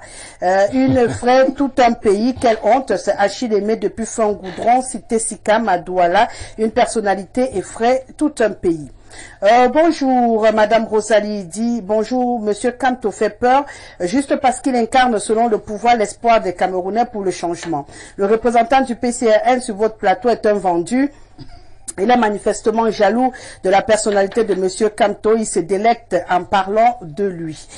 Bonjour, le plateau, très belle émission comme d'habitude. Rosalie, ce n'est pas Maurice Kamto qui fait peur, mais plutôt le régime en place qui fait de lui le plus redoutable adversaire en s'intéressant à tous ses faits et gestes. Et aujourd'hui, le constat est clair. En séquestrant le professeur Maurice Kamto, en cherchant à tout prix à le museler, on le rend plus populaire qu'avant. La preuve en est qu'aujourd'hui, c'est le monde entier qui en parle. Alioum Bouba depuis Garoua. Bonjour madame, vous défendez bien l'honneur des femmes. Monsieur Ateba doit laisser la dame s'exprimer. Il fait le désordre. Elle s'appelle madame Yogo. Autre chose, bonjour, belle émission. Le professeur Kamto a fait ses preuves dans plusieurs domaines, dans le monde, même dans l'environnement, mais politiquement, il nous a déçus. C'est Echo depuis Mbalmayo. S'il vous plaît, ne parlez pas tous à la fois. La dame doit laisser aussi le monsieur Ateba parler. Chacun a sa part, toujours entendre parler ici. Le professeur Kamto connaît bien comment réagit ce système. Il dérange. C'est Echo de Mbalmayo. Recentrer le débat sur l'injustice. Donc vous me dites de quel côté je dois amener le débat. Chacun ici est libre de s'exprimer. Celui qui trouve que c'est une injustice va le dire. Si quelqu'un trouve que c'est pas une injustice, il dira que c'est pas une injustice. Puis s'il continue en vous intimant l'ordre de vous taire, Madame Yogo, de vous taire. Et il faut que moi je recentre le débat sur l'injustice. C'est Monsieur Numbisi qui nous écrit ce matin. On prend un tout dernier. Pour la bagarre, bonjour, le Cameroun est un pays de paix. Pour la bagarre, le MRC ne peut pas. Il n'est pas fort et il n'a pas la capacité et les moyens, sauf le désordre s'il veut bagarrer, qu'il participe d'abord aux élections municipales et législatives, qu'il ait des députés et des maires. Il comprend pas qu'il est déjà anéanti. C'est Mohamedou Adamou depuis Ngaoundéré qui nous écrit. Maurice Kamto ne connaît pas la politique, il ne fait pas peur, il est ennemi de la nation. Paul Biya, encore candidat en 2025. C'est Ibrahim Chouaïbou depuis Odia. Je vais m'arrêter là, le temps d'une transition et on revient.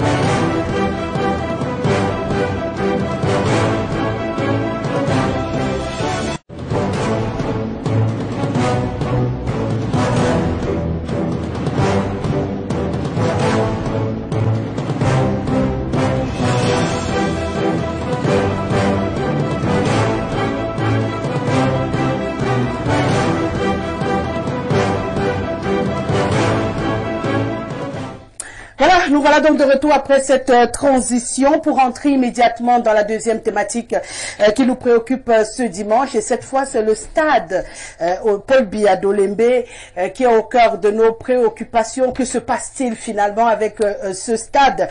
Les journalistes, les hommes publics de plus en plus éloignés du stade. Depuis quelques heures, on a une grosse pancarte qui nous interdit de filmer la moindre parcelle dans cette partie-là, faute de quoi on va subir beaucoup de répression. Donc, jusqu'à 10 millions de... Voilà. Donc, nous sommes tenus très très loin de ce stade désormais. Initialement annoncé, on nous disait qu'on devrait le réceptionner le 30 novembre, malgré qu'on était déjà en retard sur le calendrier de la CAF qui veut que 3 mois avant, les stades soient remis entre les mains des organisateurs qui en principe s'avèrent être la CAF. On a eu jusqu'au 30 novembre, le maître d'œuvre nous a dit que le 28, il battait le record, sauf que le 28, on a célébré la dernière écaille de Pangola qu'on accrochait sur ce stade avec beaucoup de farotage de la part du ministre qui était très heureux et qui annonçait la réception pour le 30. Après le 30, on nous a dit que c'était le 3 décembre. Le 3 décembre, ça a été renvoyé à une date ultérieure. Maintenant, on n'a plus de date, monsieur le maire. On sait seulement qu'un jour, on aura notre stade. Qu'est-ce qui se passe finalement? Madame Guissel, moi je voudrais prendre... Pourquoi tant de secrets autour de ce stade? Il n'y en a pas eu autant pour Diapoma. Je voudrais dire une chose sur le plan technique. Ouais. À la lecture du communiqué de la COCAN, il faut le dire ainsi. Ouais. Du COCAN. Du COCAN. Le comité. Oui. Le report est dû à la, ils ont appelé recette technique, mais en réalité, je pense que c'est de la réception technique. Entre autres, je rappelle que dans le domaine des marchés publics, puisque c'est le cas, le maître d'ouvrage, qui est le ministère en charge des sports, ne devrait convoquer la réception provisoire que lorsqu'il a le PV de réception technique. C'est la première chose. Et qui est le garant de la qualité? Ce n'est pas lui. C'est l'ingénieur de l'État, tout au moins pour les constructions, c'est le ministère des Travaux publics. En matière d'électrification de l'électricité, c'est le ministère de l'eau et de l'énergie. Il y a tellement de maîtres d'œuvre techniques que le maître d'ouvrage ne devrait convoquer la réception provisoire qu'à l'issue d'un travail préalable accompagné d'un procès verbal. Je me demande comment le ministre des Sports, en charge des Sports, a fait pour convoquer la réception provisoire alors qu'il n'avait pas le PV de réception technique. En ce moment, intervient. Permettez-moi de continuer. Oui, allez-y. Oui. Je vais compléter votre information pour vous aider tout à l'heure. Ça veut dire qu'on est en pleine mafia. Maintenant, sur le plan technique également, je rappelle que tous les chantiers peuvent dire que personne ne visite interdite, photo interdite. C'est normal. Mais le problème du stade Olembe, c'est que c'est un événement, le stade Olembe. C'est bien là que va se dérouler la cérémonie d'ouverture de la Coupe des Nations, demandée par le Cameroun et obtenue de haute lutte, il faut le dire ainsi. Ça nous surprend pas. Nous avons demandé la Coupe des Nations, on l'a octroyée. On a dit plusieurs fois qu'on sera prêt. Maintenant, le problème, c'est quoi?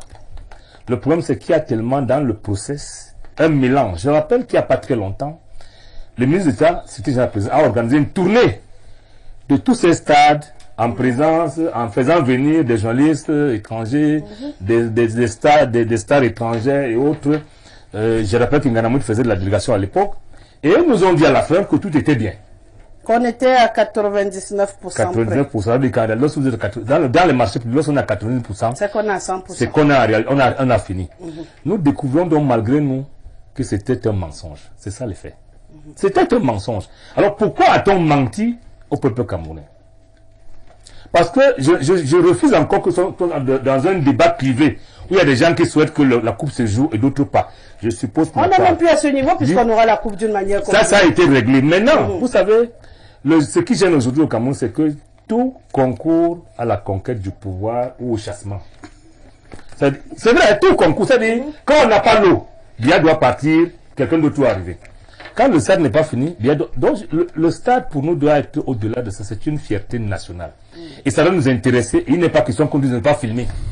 Maintenant, lorsqu'on filme, comme on montre les vraies photos, ce qui gêne également, c'est que quelquefois on filme et on ne montre pas les bonnes photos. Donc je dis, moi ce qui m'intéresse, c'est que finalement la coupe va se jouer.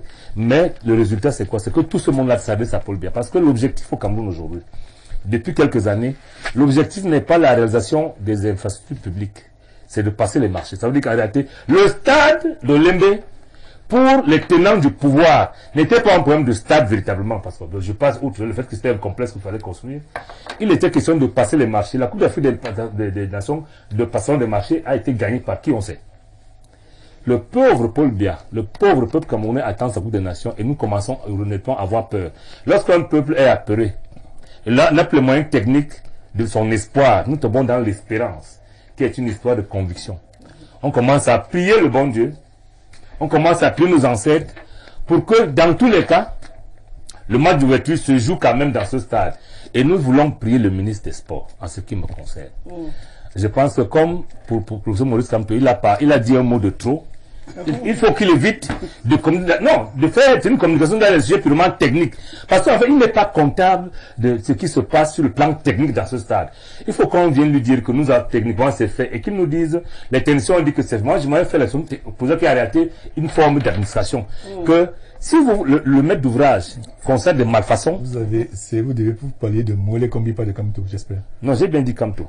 Un mot. Gâté tout. Moulé Kombi, je pense qu'il n'avait pas à communiquer.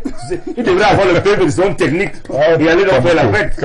Mais malheureusement, il a vite communiqué. Je ne sais pas s'il y a un concours à être celui qui aura fini ou déclarer le stade fini. Il n'y a pas de concours. C'est une fierté nationale que les gens évitent de prononcer des phrases qui ne sied pas le lendemain. Parce que malheureusement, un mensonge est comme un billet de banque qu'on a froissé, qu'on jette. Même si vous le repassez, il ne prend plus la même forme. Le ministre Kombi a mal communiqué, c'est un point. Pourtant, il aurait pu se taire. Parce qu'il n'est pas comptable de la qualité du stade. Il est le maître d'ouvrage qui est bénéficiaire de l'ouvrage. S'il y a un retard, il devrait sanctionner. Mais le problème comment on joue, c'est que tout le monde est dans l'action et j'ai bien peur qu'il n'y ait pas d'arbitre plus tard. D'accord. Pour la dernière sortie, comme vous le dites, avec le ministre Moulé Kombi, il était debout à côté du maître d'œuvre qui nous a annoncé battre les records en donnant la bâtisse le 28 novembre. Il fallait le et il a dit OK. Et lui, il a fait le 30 en annonçant qu'il renvoyait au 3. Il a dit que ce 30 était plutôt consacré à la réception technique. Non, technique, provisoire. Monsieur le maire du stade. Oui. Et que maintenant on renvoyait dans la grande cérémonie officielle le 3. Tout le monde a dit OK. Ça veut dire qu'il avait déjà fait tout ce que vous dites là. Donc, comment on fait donc maintenant pour que le 3 jusqu'à date ultérieure et on met une grosse pancarte pour chasser tous les hommes de médias de l'entrée du stade. C'est là où nous on ne comprend plus, maître. Oui. Est-ce qu'on nous cache finalement à Olembe? Voilà, en réalité, les il y a des qui disent que comme ça la forme du serpent, là, c'est un serpent qui... On cherche encore la tête et la queue de ce serpent, peut-être. Voilà donc les questions qui intéressent la politique. Et les acteurs politiques devaient s'en préoccuper. C'est pourquoi, dès demain, les députés de la nation, tels que communiqués par le leader du PCRN, Cabral Libi, introduiront une proposition pour mettre sur pied une commission d'enquête parlementaire, conformément à l'article 35 de la Constitution et je crois 86 du règlement intérieur de l'Assemblée nationale. Une proposition de loi va être introduite pour la mise sur pied d'une commission d'enquête parlementaire pour pouvoir voir en réalité ce qui se passe au stade d'Olembe, parce que c'est vraiment lamentable. Malheureusement, ça ne va pas concerner l'UPC, ça ne va pas concerner le MRC, parce que ceux-là ne connaissent même pas ce qui est de la gestion du pouvoir. Voilà donc la gestion du pouvoir. C'est ça. Nous avons un mandat. Ça va pas prospérer, parce que nous, on a 5% ça prospère pas. Nous avons donc un mandat du peuple, nous allons l'exercer, et nous pensons que c'est une question qui doit intéresser tous les élus. Mais vous avez l'impression que ça aura grand impact, parce que ça fait quand même 12 ans que ce stade est en construction. Ils auraient pu s'y prendre plus tôt aussi, pour que ça ne donne pas des notes de récupération d'une situation à la dernière minute. 12 ans, il a fallu 12 ans pour qu'ils comprennent. Ils vont déposer après l'Assemblée. Vous êtes d'accord avec moi que ce n'est pas depuis 12 ans que nous sommes à l'Assemblée nationale. Le peuple camerounais est est témoin. Oui. En fond, Oh, ils essaient de déclencher ce que les gens n'ont pas fait depuis. on a des hommes politiques, des hommes politiques d'action, des hommes politiques de pragmatiques, qui posent des actes Concret. Concret. Maintenant, il vient de soulever quelque chose. Je suis toujours avec vous, hein, Oui. pour vous permettre qu'on aille au bout. Il faut évacuer. Il vient de soulever une question qui intéresse bien. Nous sommes en fin de session parlementaire. Lorsque le document sera déposé, c'est pour être étudié à l'ouverture de la prochaine session session. extraordinaire. Là, pour l'instant, entre-temps, on aura eu un autre cadre qui sera passé jusqu'à être achevé.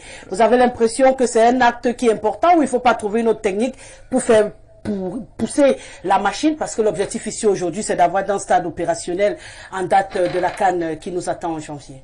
Vous savez, d'ailleurs, il a répondu, nous voulons agir, nous pensons que les députés vont agir. Et c'est le peuple camerounais qui attend. Parce qu'on ne peut pas laisser des gens nous manipuler de cette manière. Nous voulons comprendre. L'honorable Cabral Lévy dit les députés vont poser un acte. Il faudrait que les Camerounais soient simplement scotchés à partir de demain pour voir ce qui va se passer. Et nous faisons confiance. Nous savons que nous avons affaire aux hommes politiques concrets. La session se clôture quand? Vous n'êtes pas à l'Assemblée. Moi, je pose la question. Vous n'êtes pas à l'Assemblée. Si j'étais là, je ne poserais Vous pas n'êtes la pas à question. l'Assemblée. Et je dis, c'est une procédure parlementaire. Et je crois que le leader du PCRN a informé le peuple qu'il y a des actions qui seront menées à partir de demain. Attendons simplement et soyons surtout patriotes pour dire, si nous condamnons effectivement tous ce qui se passe au niveau du stade d'Olembe, si nous avons encore un peu de dignité pour dire que ce n'est pas de cette manière qu'on peut gérer tout un peuple, si nous pensons que l'argent, les grosses sommes qui ont été engloutis pour la construction de ces infrastructures sont le résultat de la sueur de tous les Camerounais. Effectivement, pensons que nos députés peuvent encore faire quelque chose et nous attendons que nos députés nous renseignent de ce qui se passe. Je vois que M. Ateba a envie de prendre la parole. Sans le regarder, je le sens. Oh oui, on a dit. Je ne vous poserai même pas de questions pour vous permettre d'entrer par le bout. Oui. Vous savez, je vais rappeler à mon frère Aboyoyo que le stade de Lembe, c'est pas pour les députés, c'est pour les Camerounais. Pour tous les Camerounais. Les députés sont des élus de la nation. Le stade, Donc c'est les pour les députés Camerounais. parlent au Ils sont nom de tous les 180, Camerounais. pour un stade de 60 000 places. Donc si les 180... Ils ne sont pas 180, ils ils sont plus de 25 millions de Je Camerounais. voudrais dire que le stade, c'est pour les Camerounais, c'est pas pour les députés. Et les députés sont les Et je représentants. voudrais vous rappeler, Rosalie, que les militants du MRC ont été en prison en 2019. Pour ces raisons. C'est entre autres la question du stade Olembe. Et vous savez, Olembe, on en parle parce que c'est rattaché à Anne Delay. C'est pour ça qu'on peut parler Olembe. Tous les projets au Cameroun passent par la même méthode, le même principe, le même mécanisme. Voyez-vous, les Camerounais attendront l'achèvement des travaux de Lembe, comme les populations des Bolova ont attendu l'achèvement des travaux du Comis, qui ne sont pas encore finis jusqu'à ce jour.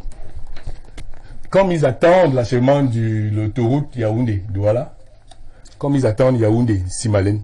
En réalité, Olembe, on en parle aujourd'hui, Olembe qui était au départ un complexe Paul Biya, où j'entends parler de stade Paul Biya. Parfois, stade Olembe, on ne sait même plus quelle sera l'appellation finale. Ce système, c'est-à-dire que vous voyez, le vocabulaire, la CAF, le football existe en Afrique depuis, la Coupe d'Afrique existe depuis longtemps, mais elle s'est enrichie de nouveaux vocabulaires une fois qu'elle a été attribuée au Cameroun. Avec le glissement. Vous voyez, nous parlons de glissement, nous allons de glissement en glissement. Vous avez suivi des gens, parfois je me demande comment ces gens font pour rester, s'ils avaient un peu de fierté. Rappelez-vous la déclaration de Bidumpat devant Jonathan Babila, parlant du stade de Lembe. D'Afrique 24, d'Africa 24. Africa 24. Paul Biya, la main sur le cœur, le Cameroun sera prêt le jour 10. Je me rappelle encore un plateau, Wilfried Ekanga, avec Félix Zogo. qui disait à Wilfried Kalevini, à Kamto, d'envoyer la nouvelle à Kamto que les infrastructures de la CAN sont reçues 3 mois avant, mais que Ekanga a dit à Kamto que pour le cas de l'Embe, ce sera 6 mois avant. C'est 3 mois avant, mais pour le cas de l'Embe, ce sera 6 mois avant. Parfois, ces gens d'individus, ces gens de personnes, je ne sais pas comment ils font pour rester chez eux, pour dormir la nuit, pour regarder leurs enfants. C'est tout un pays qui est humilié. C'est tout un pays qui est humilié, au point où, en 2 semaines, on a assisté à 2 glissements. En 1 semaine, ça dans l'espace de 3 jours, on a assisté à 2 glissements. 2 glissements, un chassement. Pour qu'à la fin, on ne vous donne même plus de date. On vous parle de date ultérieure. Vous vous rendez compte? Qu'est-ce qu'on a fait? Qu'est-ce que les Camerounais ont fait à ces gens pour mériter ça? Qu'est-ce que les Camerounais ont fait à ces gens pour mériter ça? Parce que c'est de ça qu'il s'agit. C'est de ça qu'il s'agit. Donc, je pense, et nous on le pense, que le problème du Cameroun, c'est le système régnant, qui est la cause de tous les malheurs du Cameroun. Et si les Camerounais ne prennent pas leurs responsabilités pour se débarrasser de ces gens, on n'aura que, parce qu'à la fin, qu'est-ce qu'on aura? Ils vont nous laisser à quel niveau? Qu'est-ce qu'ils vont nous laisser? Imaginez les dettes accumulées par rapport à ce stade. Maintenant, les écailles, on a vu les images des écailles, les Pangolas qui sautent même déjà avant. Alors qu'on a célébré la dernière Les écailles de Pangola sautent même déjà avant la réception du stade. Comment pouvez-vous imaginer que quelqu'un, un architecte, a conçu un projet, l'a monté, a commencé la réalisation, et parce que vous ne pouvez pas honorer vos engagements, vous le remplacez à coup de copinage pour mettre quelqu'un d'autre, pour atteindre quel résultat? Donc, moi je dis, Olembe, c'est un message pour le peuple camerounais. Ils en ont reçu tellement, mais je crois que Olembe est un message très fort pour que les Camerounais prennent conscience de l'abîme dans lequel est en train de les entraîner ce système. Oui, Madame Yoko. Quand j'entends parler du stade de l'Embe et que je lis un serpent de mer, je souris. Parce que quand on parle football, cela m'intéresse vraiment. J'ai été à la Coupe du Monde en Italie en 90, en Afrique du Sud en 2010 et au Brésil en 2014, en tant que supporter. Donc quand on parle foot, équipe nationale du Cameroun, je pense sûrement me déplacer. Et je signale aussi que j'ai été à la Coupe de la Confédération le jour où Foué décédé. Donc les affaires de foot m'intéressent grandement et profondément. Mais pour vous faire rire à d'entrée, je vous dirais que ce stade-là et cette canne-là sera comme le mariage camerounais. Parce que le mariage camerounais, la veille du mariage, le marié n'a pas la robe, le marié n'a pas le costume, il n'y a pas les alliances, la salle n'est pas payée, on ne sait même pas si le prêtre sera là ou le maire, mais les femmes chantent et dansent à la cuisine. Et bizarrement, le lundi matin, quand vous vous réveillez, on vous dit que c'était un grand mariage. Ça, c'est déjà la petite histoire. C'est comme ça que cette canne va se passer. Donc, les dessous là de comment ça se passe. Maintenant, cette histoire du stade, c'est l'histoire d'Ali Baba et les 40 voleurs. Parce que c'est le vol qu'il y a dans cette histoire-là n'est plus maîtrisable. C'est-à-dire qu'on ne parle que des vols en milliards. Mais comme on dit dans notre tradition aussi, la grossesse du caméléon est entrée à l'envers, c'est aussi sorti à l'envers. Parce qu'on ne dit pas toujours aux gens, parce que quand on vient pour s'exprimer ici, et moi je dis nous au crack, à l'école sous l'arbre, on parle terre à terre pour que la Bayamse la comprenne, le pousseur, l'agriculteur, l'éleveur, tout le monde.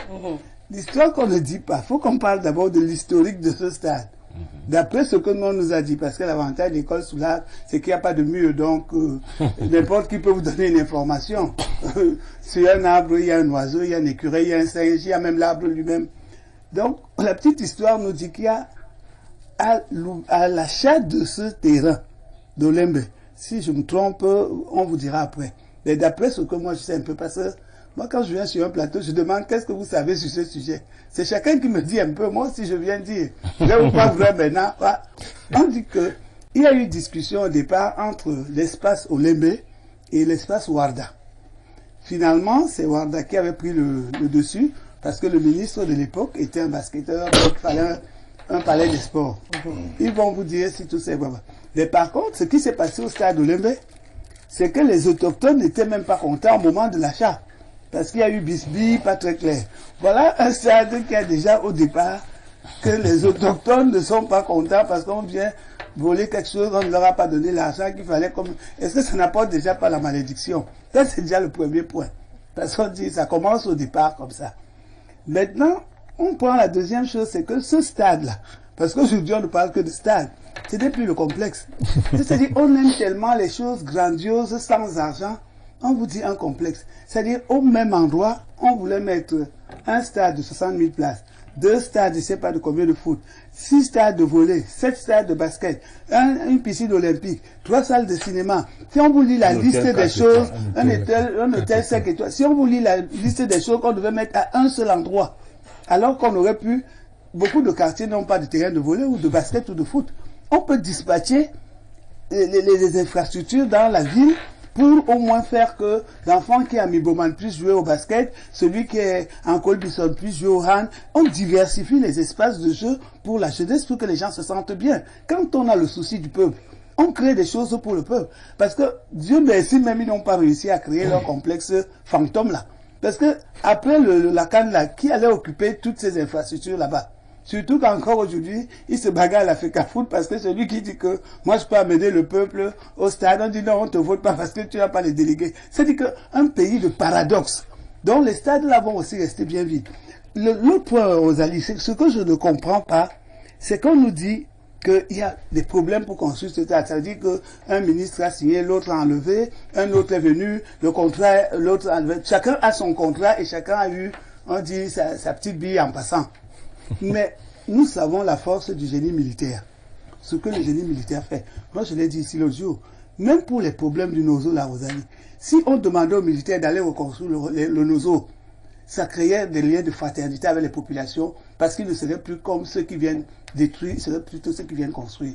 Si vraiment on a le génie militaire dans un pays qui est un organisme de l'État, qui peut construire à moindre coût, pourquoi on ne lui a pas demandé de construire le stade avec des entrées tout simplement? Tout ce qu'on a mis autour, c'était un vol organisé. Quand je vous dis que cette république, c'est la république des voleurs, maintenant ils ont tellement volé que ça cale au cou. Ils n'arrivent pas à finir.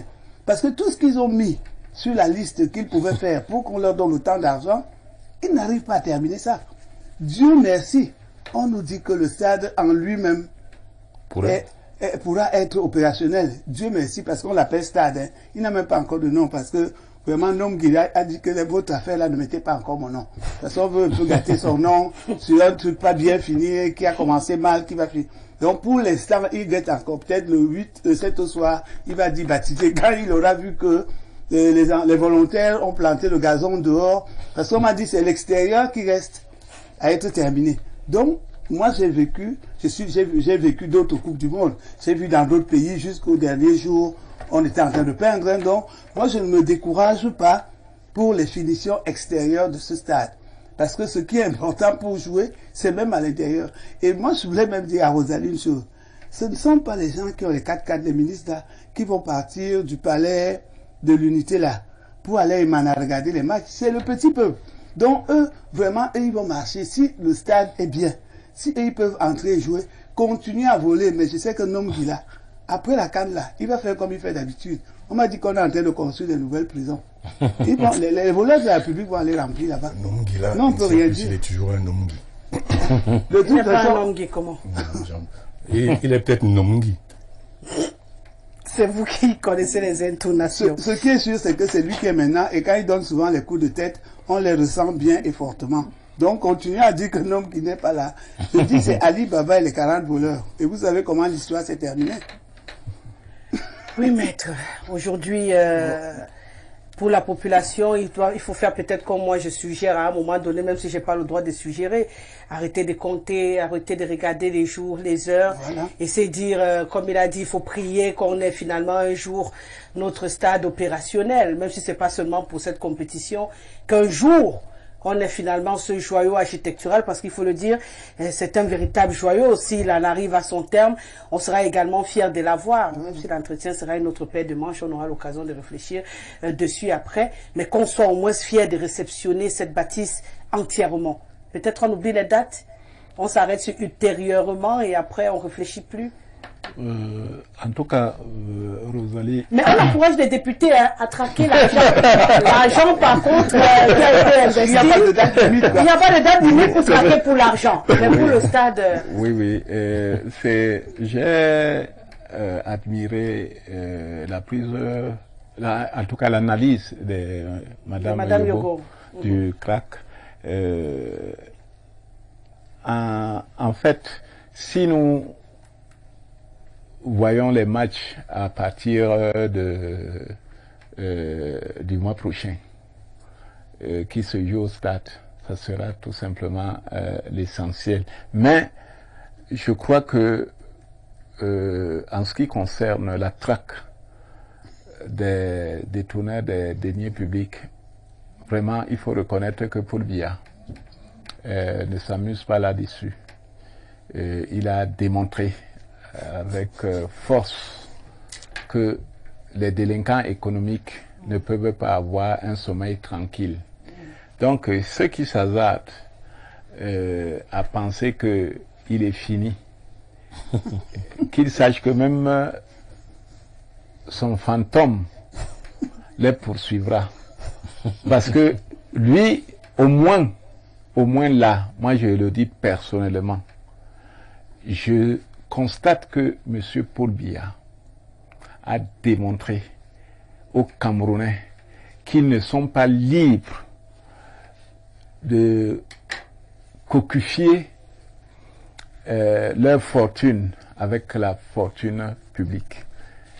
Paul Biya a démontré que si les Camerounais pensent que l'État est une vache à lait où chacun peut recevoir sereinement tous les vautours et surtout tous les prédateurs, qu'ils sachent qu'ils vont le trouver sur la route. Donc l'essentiel c'est que quand la coupe la CAN va commencer, qu'on joue sur un stade inachevé ou pas, après la CAN, je crois que quelque chose va se passer au Cameroun. Mais on va me retorquer, peut-être que le Covid a eu des scandales. Et qu'est-ce qui s'est passé? Et je dis, c'est parce que quelqu'un a parlé des silences du président de la République, des silences présidentiels et surtout des méthodes du président de la République. C'est des méthodes, personne n'est pas capable de décrypter ou alors de prévoir son agenda. Ce qui est sûr, c'est que nous comptons pour nous. Nous ne sommes pas encore au pouvoir. Nous avons un mandat. Notre leader nous a annoncé des actes et nous pensons avoir un renseignement à partir de la semaine prochaine pour savoir ce qui s'est réellement passé. D'accord. Monsieur le maire. Madame Guisselet, tout ce qui se passe là concourt à prendre encore un peu d'argent à la République. Pour la simple raison que le président en a fait une affaire personnelle. Et nous savons tous ce que c'est que Dixit Bidongpat.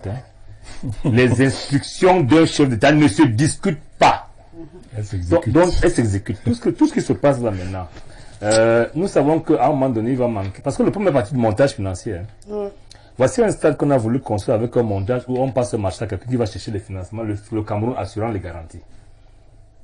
On avait le choix de faire autrement.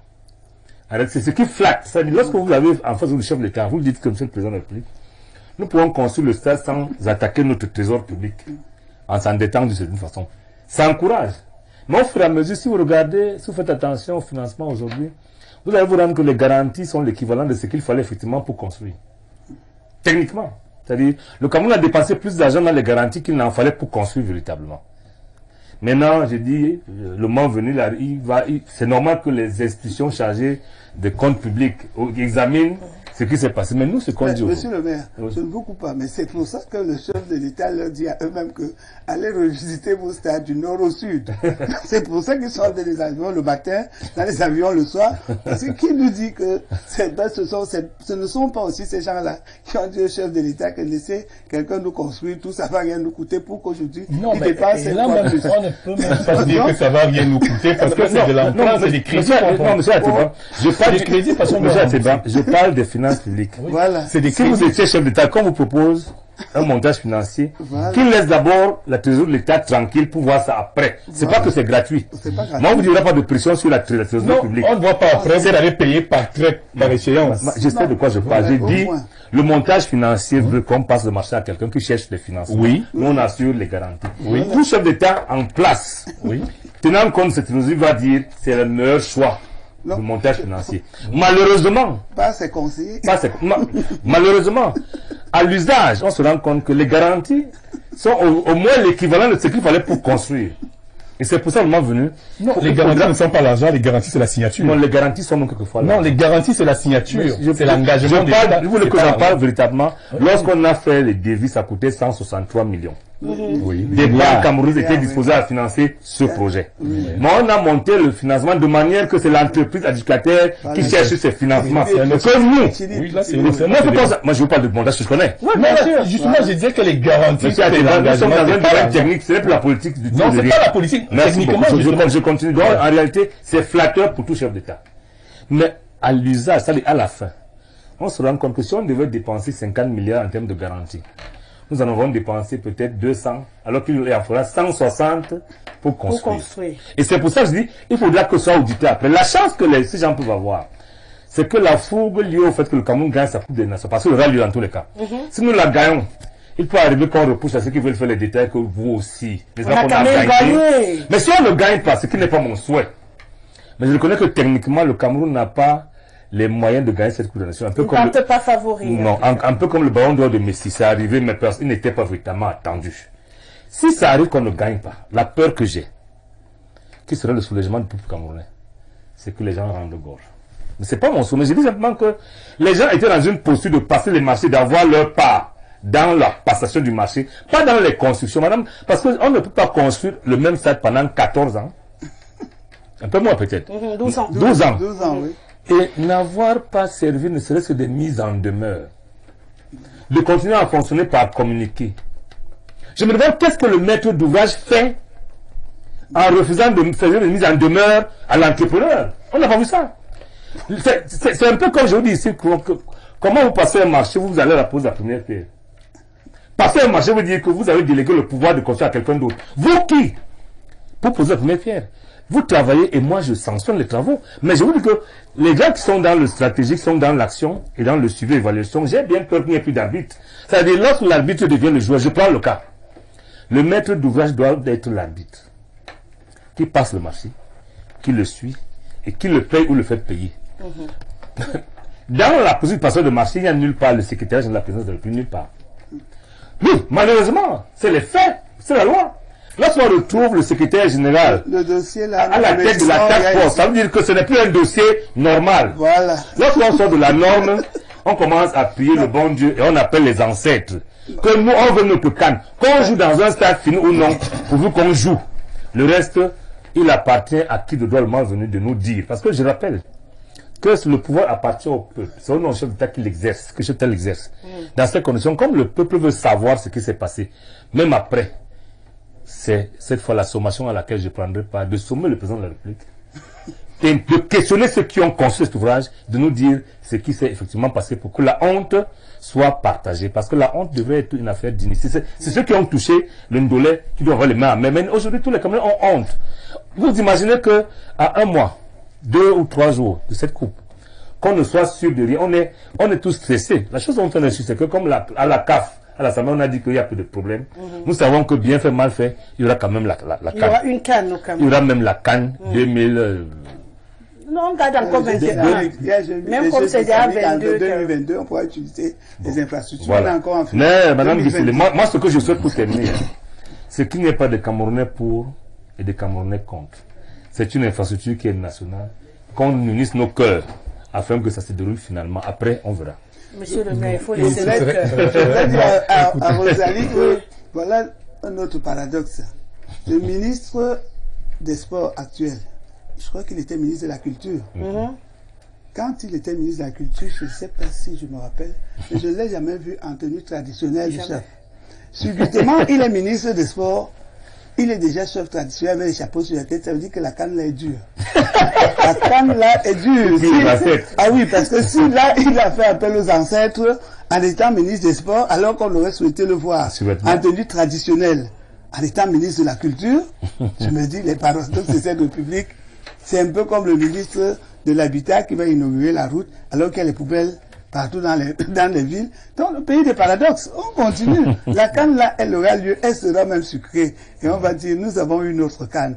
Mais je dis, à cette heure-ci, on devrait déjà, nous serions là en train de danser, en train de voir des affiches partout dans la ville, des villages de la canne. À un mois, vraiment, on prépare un pays à accueillir un événement. Nous ne sommes plus dans les débats. La CAF aussi dérange. On nous donne, on ne nous donne pas. Eux tous là, c'est la même magouille. C'est-à-dire, ils dérangent les gens. Ce que les Camerounais veulent aujourd'hui, c'est que mettez-nous des affiches partout. Mais l'autre jour, il y avait un concert à la cathédrale, un très beau concert, mais dans l'obscurité. Pourquoi ne l'avoir pas projeté sur la place de la Poste pour que tout le monde en profite? Mettez des écrans géants à la Poste, mettez des écrans partout pour que les populations changent un peu. On a besoin de décompresser, montrer les images de la canne, faites des panneaux partout, faites des affiches, faites des publicités. Montrez-nous les images des infrastructures. Même si elles ne sont pas terminées. On a des bons côtés au moins. Oui, faites-nous rêver. Il y a des bons côtés. On a déjà mis le dernier cas de Pangolin. On peut filmer oui, franchement, Rosalie, il faut faire rêver. Mais ça, on a besoin de rêver. Oui, on a besoin de rêver, vraiment. C'est une fin d'année, on a besoin de donner le rêve aux populations. Vraiment, oui, monsieur Ateba, il faut le leur donner. On sort avec quoi? Je dis, quel que soit ce qu'on va dire, on connaît la canne à sucre, mais au Cameroun, on va découvrir la canne à amertume. Parce que c'est de ça qu'il s'agit. Et j'ai entendu mon frère dire qu'il compte sur le président Paul Biya pour punir. Paul Biya n'a jamais puni les délinquants de la fortune publique. Paul Biya a réglé des comptes politiques avec ces gens. On connaît les fameux... Il y a une bande qui est là-bas, on a appelé G11, à tort ou à raison. Je comprends, puisque quand on les a tous foutus, on les a tous foutus en prison. Ils aussi a fait les marchés publics, on est là jamais. Je vous dis donc là, vous avez raison. Je vous dis donc que les militants du MRC sont allés en prison en 2019. Ils dénonçaient déjà les malversations de ce stade. En 2019, nous sommes en presque 2022. Et jusqu'à présent, les mêmes personnes sont toujours en poste. Rien n'a bougé. Ils ont les mêmes prérogatives, les mêmes responsabilités. Le même argent disparaît. Ça fait 3 ans que nous, on est partis en prison pour ce stade. Pour vous dire que Paul Biya ne met jamais les gens en prison parce qu'ils ont volé. Il met les gens en prison pour d'autres raisons. Donc, comme disait mon frère, chaque Camerounais fier souhaiterait que cette CAN se déroule dans de bonnes conditions. Quel honneur le Cameroun. C'est pour ça que nous parlons. Parce que si nous n'aimions pas notre pays, on n'en parlerait pas.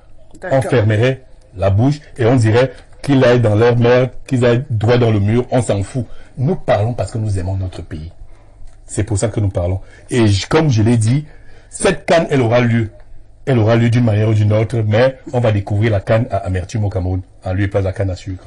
Et puis peut-être on n'aura pas les coupures comme les coupures d'eau et d'électricité parce qu'on n'a ni eau ni électricité à ce moment. Nous n'avons pas d'électricité et que nous fonctionnons à base du groupe A. Et Dieu sait que c'est très coûteux. Et pour Monsieur Vin, on espère vraiment que pendant cette compétition, on en aura moins. C'est assez compliqué quand même au quotidien. Rosalie, ils ont sorti une amende. Celui qui filme le stade paye 10 bâtons d'amende. Cela veut dire qu'ils construisent le stade avec notre argent. Mais si celui qui donne l'argent filme le stade, il paiera 10 millions. Rosalie, nous sommes encore dans un pays normal là. Je sais plus, mon frère.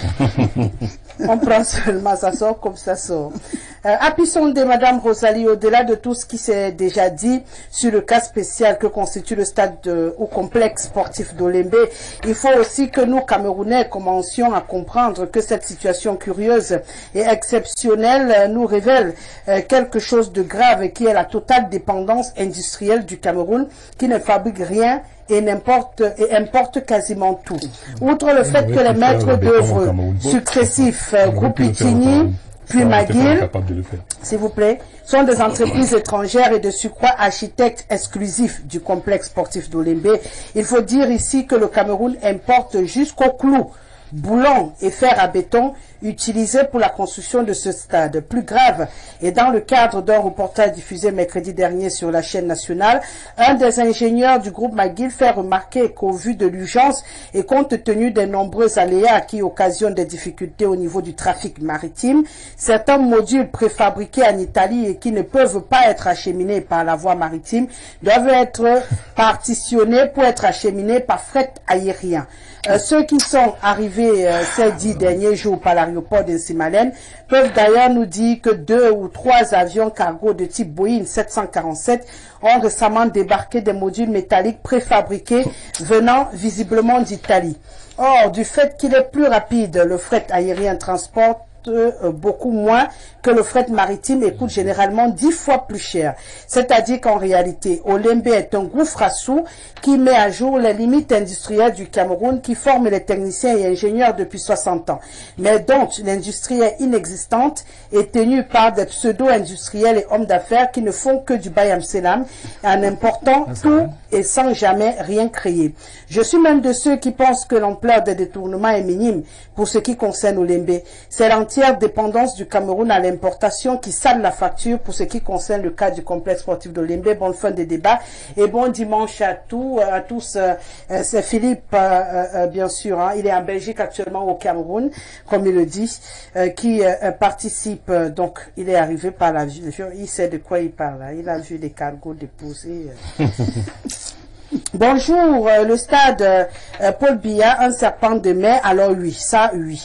Le gouvernement, à travers le ministre Mouélé, a menti. Je m'incline devant la mémoire d'un 20 fils décédé de suite d'agression. Achille Aimé depuis fin Goudron, stade Sicam.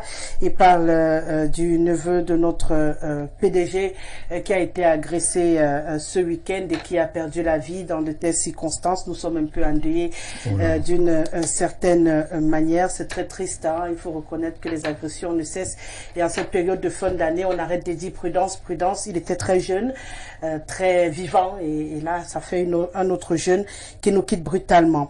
Bonjour à tous les panélistes et bonne émission. S'il vous plaît, je veux avoir le numéro de téléphone de monsieur Joseph Ateba Emmanuel. Je suis monsieur Isiaka depuis Douala. Merci. Bonjour Info TV, courage au plateau, bon dimanche à toute la population. C'est Delem Pangong, c'est monsieur Mena à Delem qui nous écrit. Pourquoi on va avoir la canne amère? La canne n'a jamais été amère, c'est sucré.